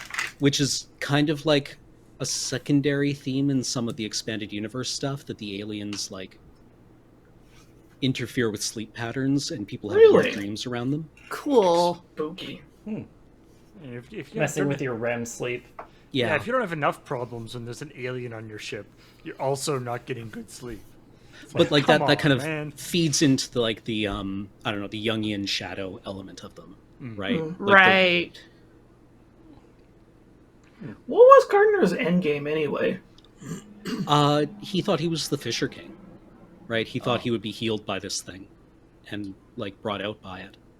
Huh. Yeah, immortality.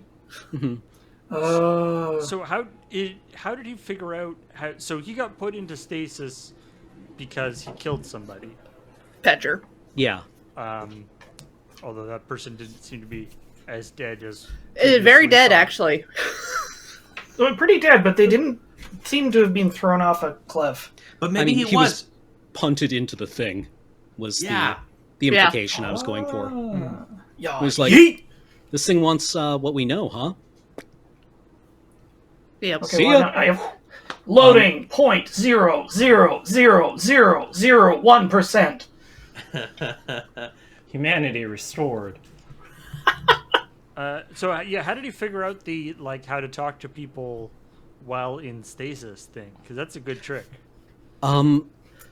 Again, in the films, which I like, these were in films I didn't really like, but I thought it was an interesting piece of set dressing.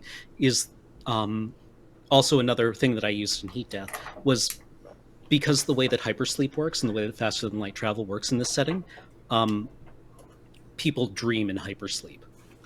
Otherwise, it's real bad for you. You have to dream. And Gardner's a lucid dreamer.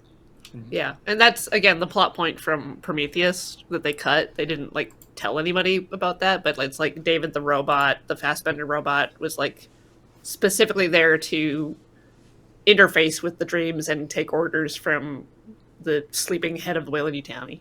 Right.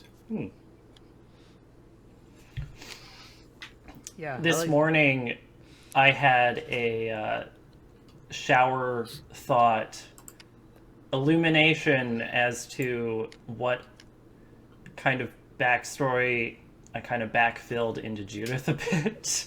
Oh yeah. But it was way too late into the campaign, and I didn't want to jam all that into Cameron's baby, right? By the way, But did I was I thinking- mention where I grew up? It seems weird to mention it now, but I thought I would just... I would like to go to Montana. Yeah. But I was thinking before there was another personal agenda that I gave Judith before any of the other ones. Mm-hmm. Because in character creation you're allowed to do that, so I did that for flavor. And it was just hunt. Just a directive to hunt, which is why I gave her agility and sharpshooting. I figured it'd be a fun action thing. But then I thought, who did they send out to get Gardner? But I didn't want to force Judith as the one to do that because it's your story, right? Oh no, fair enough. If you had decided that was what you wanted to do, I can toss out whatever I have for that, as long as it's not canon until I say so. Oh Right? yeah. And even then, I mean, I might forget about it too and just rewrite it. Because I imagine Gardner was just came back and he's like, "Hey, what's up? Killed Petcher." All part of my master plan. Ignore it. Yeah. Gonna go into hypersleep and experience expanded time. Right. He's probably God. worked it out so that he's hypersleep actually. He's basically Lister from Red Dwarf. He's how do I get into hypersleep? I know. I'll kill somebody. That's what happened in Red Dwarf, right? I think so. Yeah. What was the thing that happened with Gardner? Because he was, I had it in written down some note about him breaking some sort of quarantine in terms of bringing some sort of organism in something. Did I get that wrong? No, that's what I did say, isn't it? I don't recall. Yeah, I think you said he broke quarantine. That might have been. Let's say that was the official reason. Oh, I see. Okay. Cool. I thought because I originally thought maybe that's where the aliens came from. Maybe. Yeah. Yeah, I remember saying that now. I don't know why I said that. I guess it sounded good at the time. I'm sorry. Yeah, no, that is a plot hole. You're correct. That's Or fine. rewrite. A retcon, I believe the kids call them these days. First law exposed. So Cinema sins. Cinema sins, yes. I'm guessing, or I'm inferring from this and Heat Death that, and I think you talked about this in Heat Death, that there's on basically any random planet that you land on in this world, in this universe, there's there's actually a pretty good chance that there's some sort of horrible dormant thing that's going to kill you and create this weird black oil stuff. Yeah. Excuse me. This is where I veer from kind of the Alien Expanded Universe canon. I wanted this to be basically a dead galaxy, right? And my humans expand throughout the galaxy and find there's no other life. Like, it's not even like there's no other intelligent life. There's nothing. Everything is just dead rock. Because I thought that would be kind of like bleak and interesting. It would make what human life is so much more precious feeling. So why is that? And maybe it's because this thing kills everything. Yeah. Or pulls it all apart. It gets removed. Mm-hmm. And through whatever cosmic fluke, Earth is just kind of spared from that. Right? And it's not like humans are special. It's the Earth didn't have any, therefore intelligent life was able to develop on it. Right? And it went like a shot.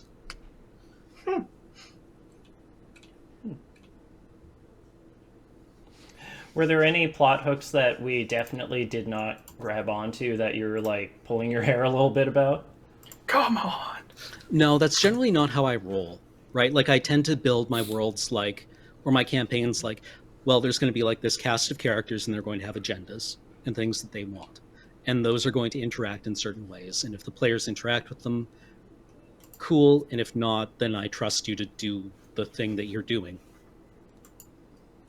So, yeah, it's not like... In the past, I have run campaigns like that, and they never work, right? Because the players are just like, I've been working on the railway, right? And they kind of just wind up, like, fishing for the next thing that they're supposed to do. Yeah.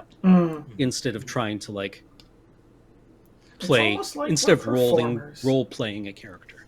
Yeah. I mean, it was. I think Andy mentioned it at one point that the idea of playing these androids where or synths where there is this like Directive. except for at the very end, you don't just get to do whatever you want, whatever sort of whim takes you. It's like I have this list of stuff to do or this list of priorities, and things move up and down the priorities, and that's what I have to do. Even if, and it's like, whether that manifests this interesting idea of like whether that manifests as to the synth as like an outside. It's like, I don't think this is a good idea, but I guess I have to do it anyway, or whether it's like this is the best thing to do in this situation. Well, like, I wanted those directives there for the players to interact with as, however they wanted to interact with them, whether they felt imposed on them or whether they were something that was natural, right? Like, I was talking with another friend about this, and she was saying that, like, Bishop is almost comically noble. Right? He's so lovely. Right?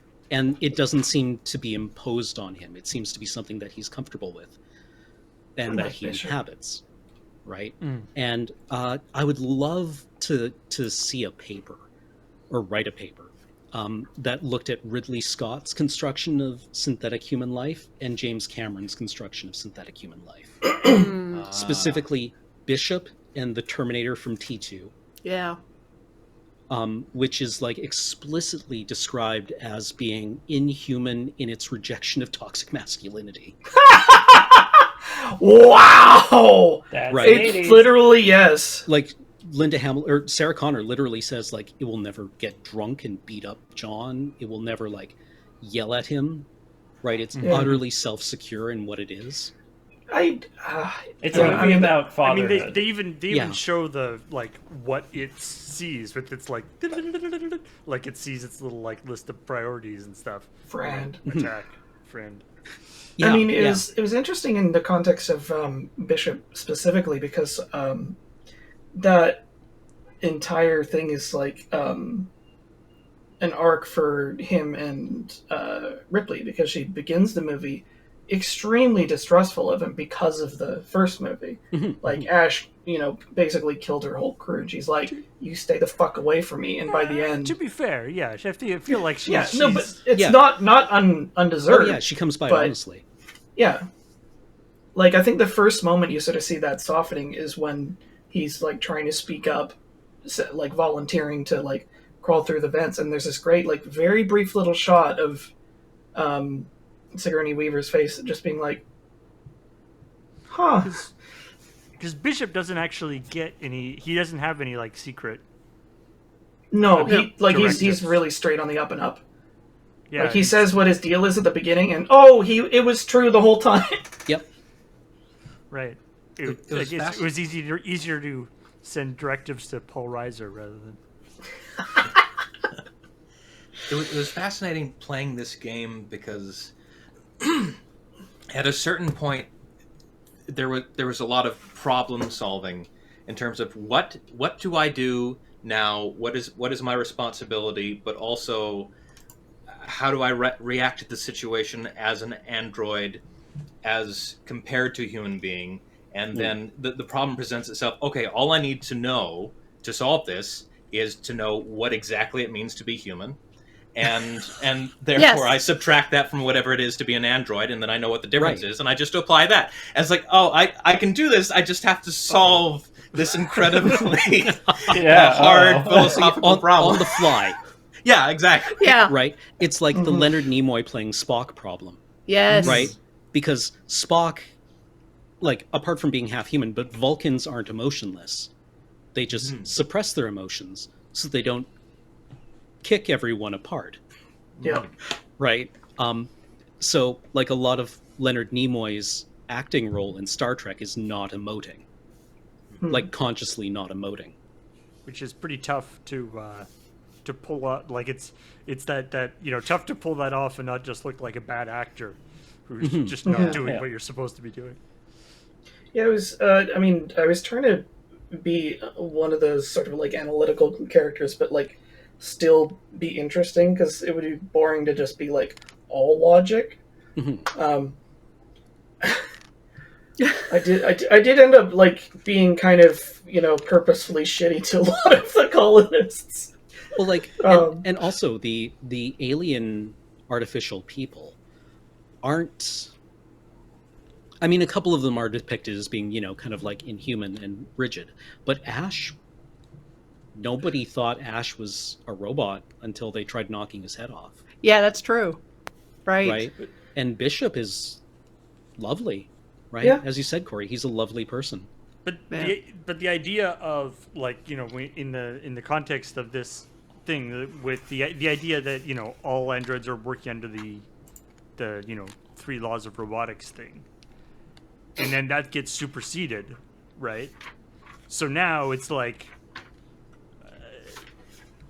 the synth who was previously like super nice to everybody, if you are in some way preventing him from guarding the fusion reactor, he's like, there's no reason why I should be nice to you. This is a much higher priority now, right? Like it's the idea that all the synths sort of started being sort of messing with the people kind of actually makes sense in that regard, where it's not that they're messing with people, it's just they've stopped caring because they had a higher priority now. Yeah, absolutely.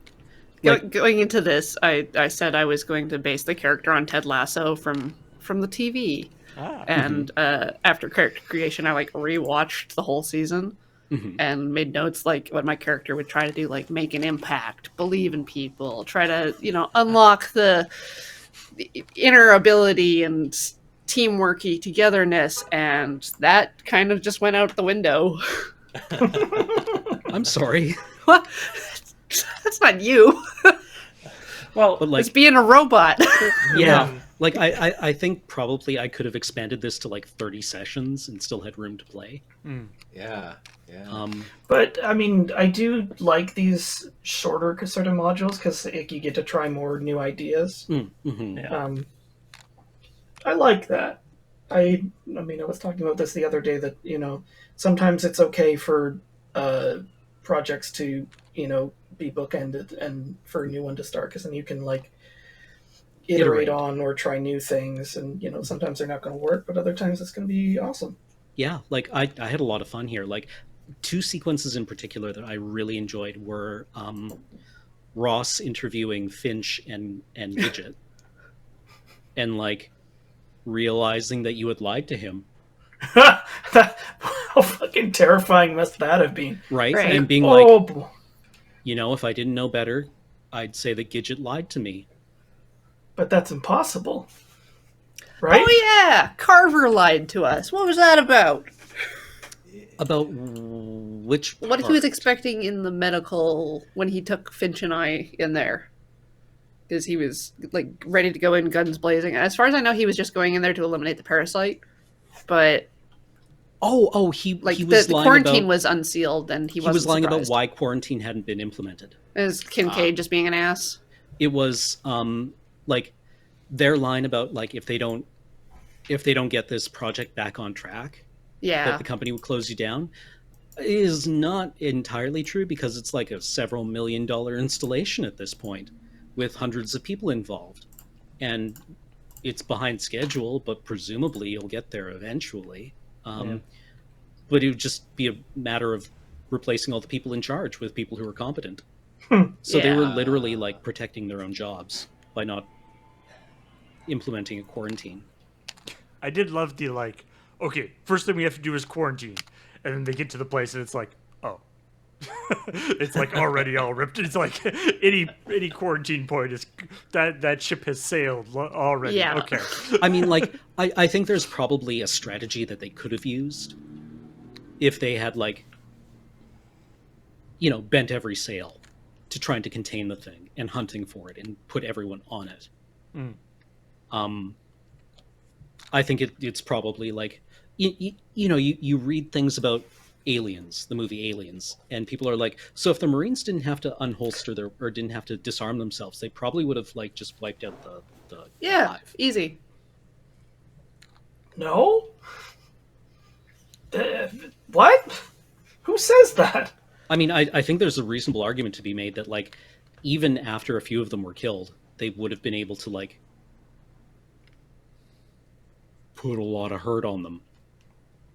But then we would just call it Starship Troopers instead of aliens. Yes. Yeah. From What the was your aliens' second- perspective, where are the aliens? Oh yeah. What was your second favorite thing, Cam? The hibernation room sequence. So horrifying. It was the scariest thing I could possibly imagine. It was pretty bad. That was Pretty scary, bad. and then getting the overwrite in the middle of that was freaking. It's like busy, not a good time. Busy, Yeah. busy. It was a good metaphor, though. Good attachment to the Fisher King story. Yeah. I am definitely imagining Corey's character, pull the fire alarm, all the guys run in their fire gear, get, this horrible scene happens with they sort of doop-a-doop-a-doo. Oh, somebody pulled the fire alarm. I wonder who that could have been. Yeah, my mental math was like, okay, Ellis is attached to the wall and I can't get her off, but maybe if we get her to sick bay or whatever in time, Yeah. we can extract the was parasite and it'll hoping pop, it pop, was- pop, just very fast, easy breezy, beautiful. Cover girl. And then just like, turn around. Yeah, hoping for more of like an emergency alarm as opposed to like a specific fire alarm. I knew Just it was to a fire get- alarm when I pulled it, but I just Yeah. didn't think there was an alien in the room. Yeah. Or several aliens in the room. And something you mentioned, Cam, I think after that episode concluded, was that you kept rolling like ones for the alien It On their has- behavior. on their Yeah, behavior. because it doesn't really like they have stats, but what they do from turn to turn is on a table. So we just really narrowly missed getting completely spledged, right? Yeah, like I think on a 5, it's a 6-point table. A 5 is it kills somebody. 6 is it grabs somebody and kills them the next turn unless they escape. Huh. I think 3 and 4 is it tries to incapacitate somebody, and 1 or 2 is it does that thing where it stares at you. And it did a lot of staring. Yeah, which I thought kind of worked because it doesn't know what to make of you, right? Like I It's can like, roll what? with that to a certain degree. Yeah. Yeah. Yeah, in chat we were talking about it's basically you basically encountered 4 Roombas with knives taped to them. Yeah, being like, who did this? What's happening here? Which one of my many children did this? Yeah, why is Right, a like it- microwave attacking me? That was Like- a great metaphor. That was very Yeah. Like, who threw this wadded up ball of paper at me?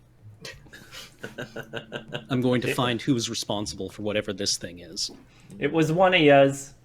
Hmm. Another good fake out cam was the sample bag that we all thought was an egg and turned out to be a head. That was really good. That was weird. Yeah. Yeah, I enjoyed that. It's like, oh, I still kind of know what that is, but it's not what I expected. An alien head is kind of egg-shaped, I guess, really. Yeah.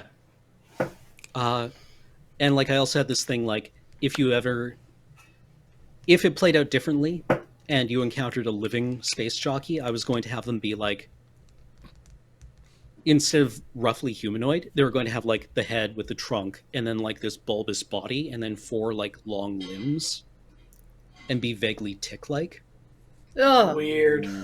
Ugh. Hate them. Hate them. I feel bad for space jockeys. It seems like they only show up just to be like dead in the corner.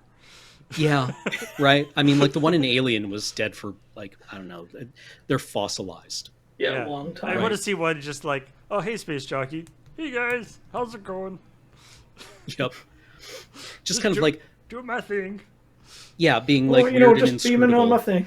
like the lighthouse keeper in Annihilation, Yes. right? Oh, wait. I'm trying to remember exactly that. That was a very weird movie. Oh yeah, like I don't even think the lighthouse keeper even made it into the film. No. God, no. I reread it this weekend, and I'm reading Authority now, but yeah, the lighthouse keeper, because the psychologist had cancer, and they wanted Natalie Portman to fight herself. I mean, like it's an the Annihilation movie is interesting. I think it's even an enjoyable movie. It has nothing to do with the book. No. Oh, really? Yeah, Yeah. It's very very different. Huh. I think it's a fine film. It's just not the one I would have made. There's different horror. Like instead of, a plant lady going off to become one with the plants, it's just, she gets hypnotized and dies because she tries to take a sample of something inscrutable. Huh.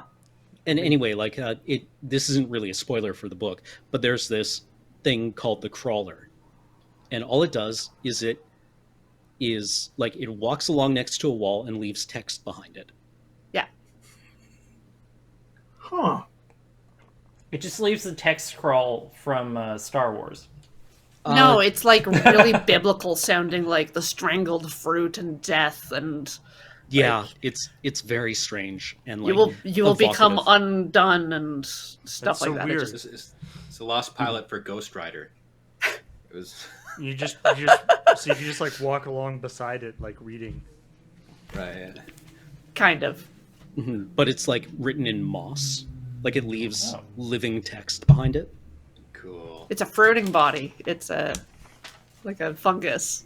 Yeah, So weird. like it's a very strange idea, and like the text is nonsense, but it's like very evocative, right? It seems appropriate at every stage that it's mentioned. Hmm. Yeah, Vandermeer did a really good job with like developing that. But yeah, that was kind of like my angle on the postmortem. Yeah, I guess if there's any other particular questions from chat, we could jump into that. But yeah, it's a lot of fun. Not to speak for you, Cam, but I feel like it's entirely possible we will revisit this world at some point in the future. Yeah. No current plans, as far as I know. But... Yeah, nothing on the docket yet, but if there's interest, I wouldn't be opposed to coming back here. And I can be reached, if you have any questions, I can be reached on Twitter at unarmedoracle, which is probably like the most reliable way to get a hold of me. If you have questions for our cast, is there any place that people can get a hold of you? Yeah, on Twitter at Absolar is me. Twitter at GoatPrince is me. Twitter at Andrew Cowden is me. Twitter at Alex Stacy, STEACY is me. I feel All right. I feel like, yeah, I would be pretty happy to come back here. Is something that has never been said in one of the Alien movies. Like, haha, fuck this. Well, like it's the only other thing that I think I have to say is that I also wanted characters who were separate from the horror of the franchise or Yeah, the creature, because That's it's cool. Yeah. it can't hurt you. Well, it can hurt you quite badly. It doesn't interpret you as its prey. We're not its target. Yeah, it's not interested in you. It's interested in everything that you're supposed to protect. But otherwise, it's like you're completely inert to it. So the fact that you and it are kind of operating on different planes, I thought was kind of neat and fertile territory. Yeah, Duh. just conceptually, horror movie with protagonists that can't be afraid is a very interesting idea. Hmm. That would just be a horror movie where, like, the protagonist is the monster. Oh, and You the are other the alien.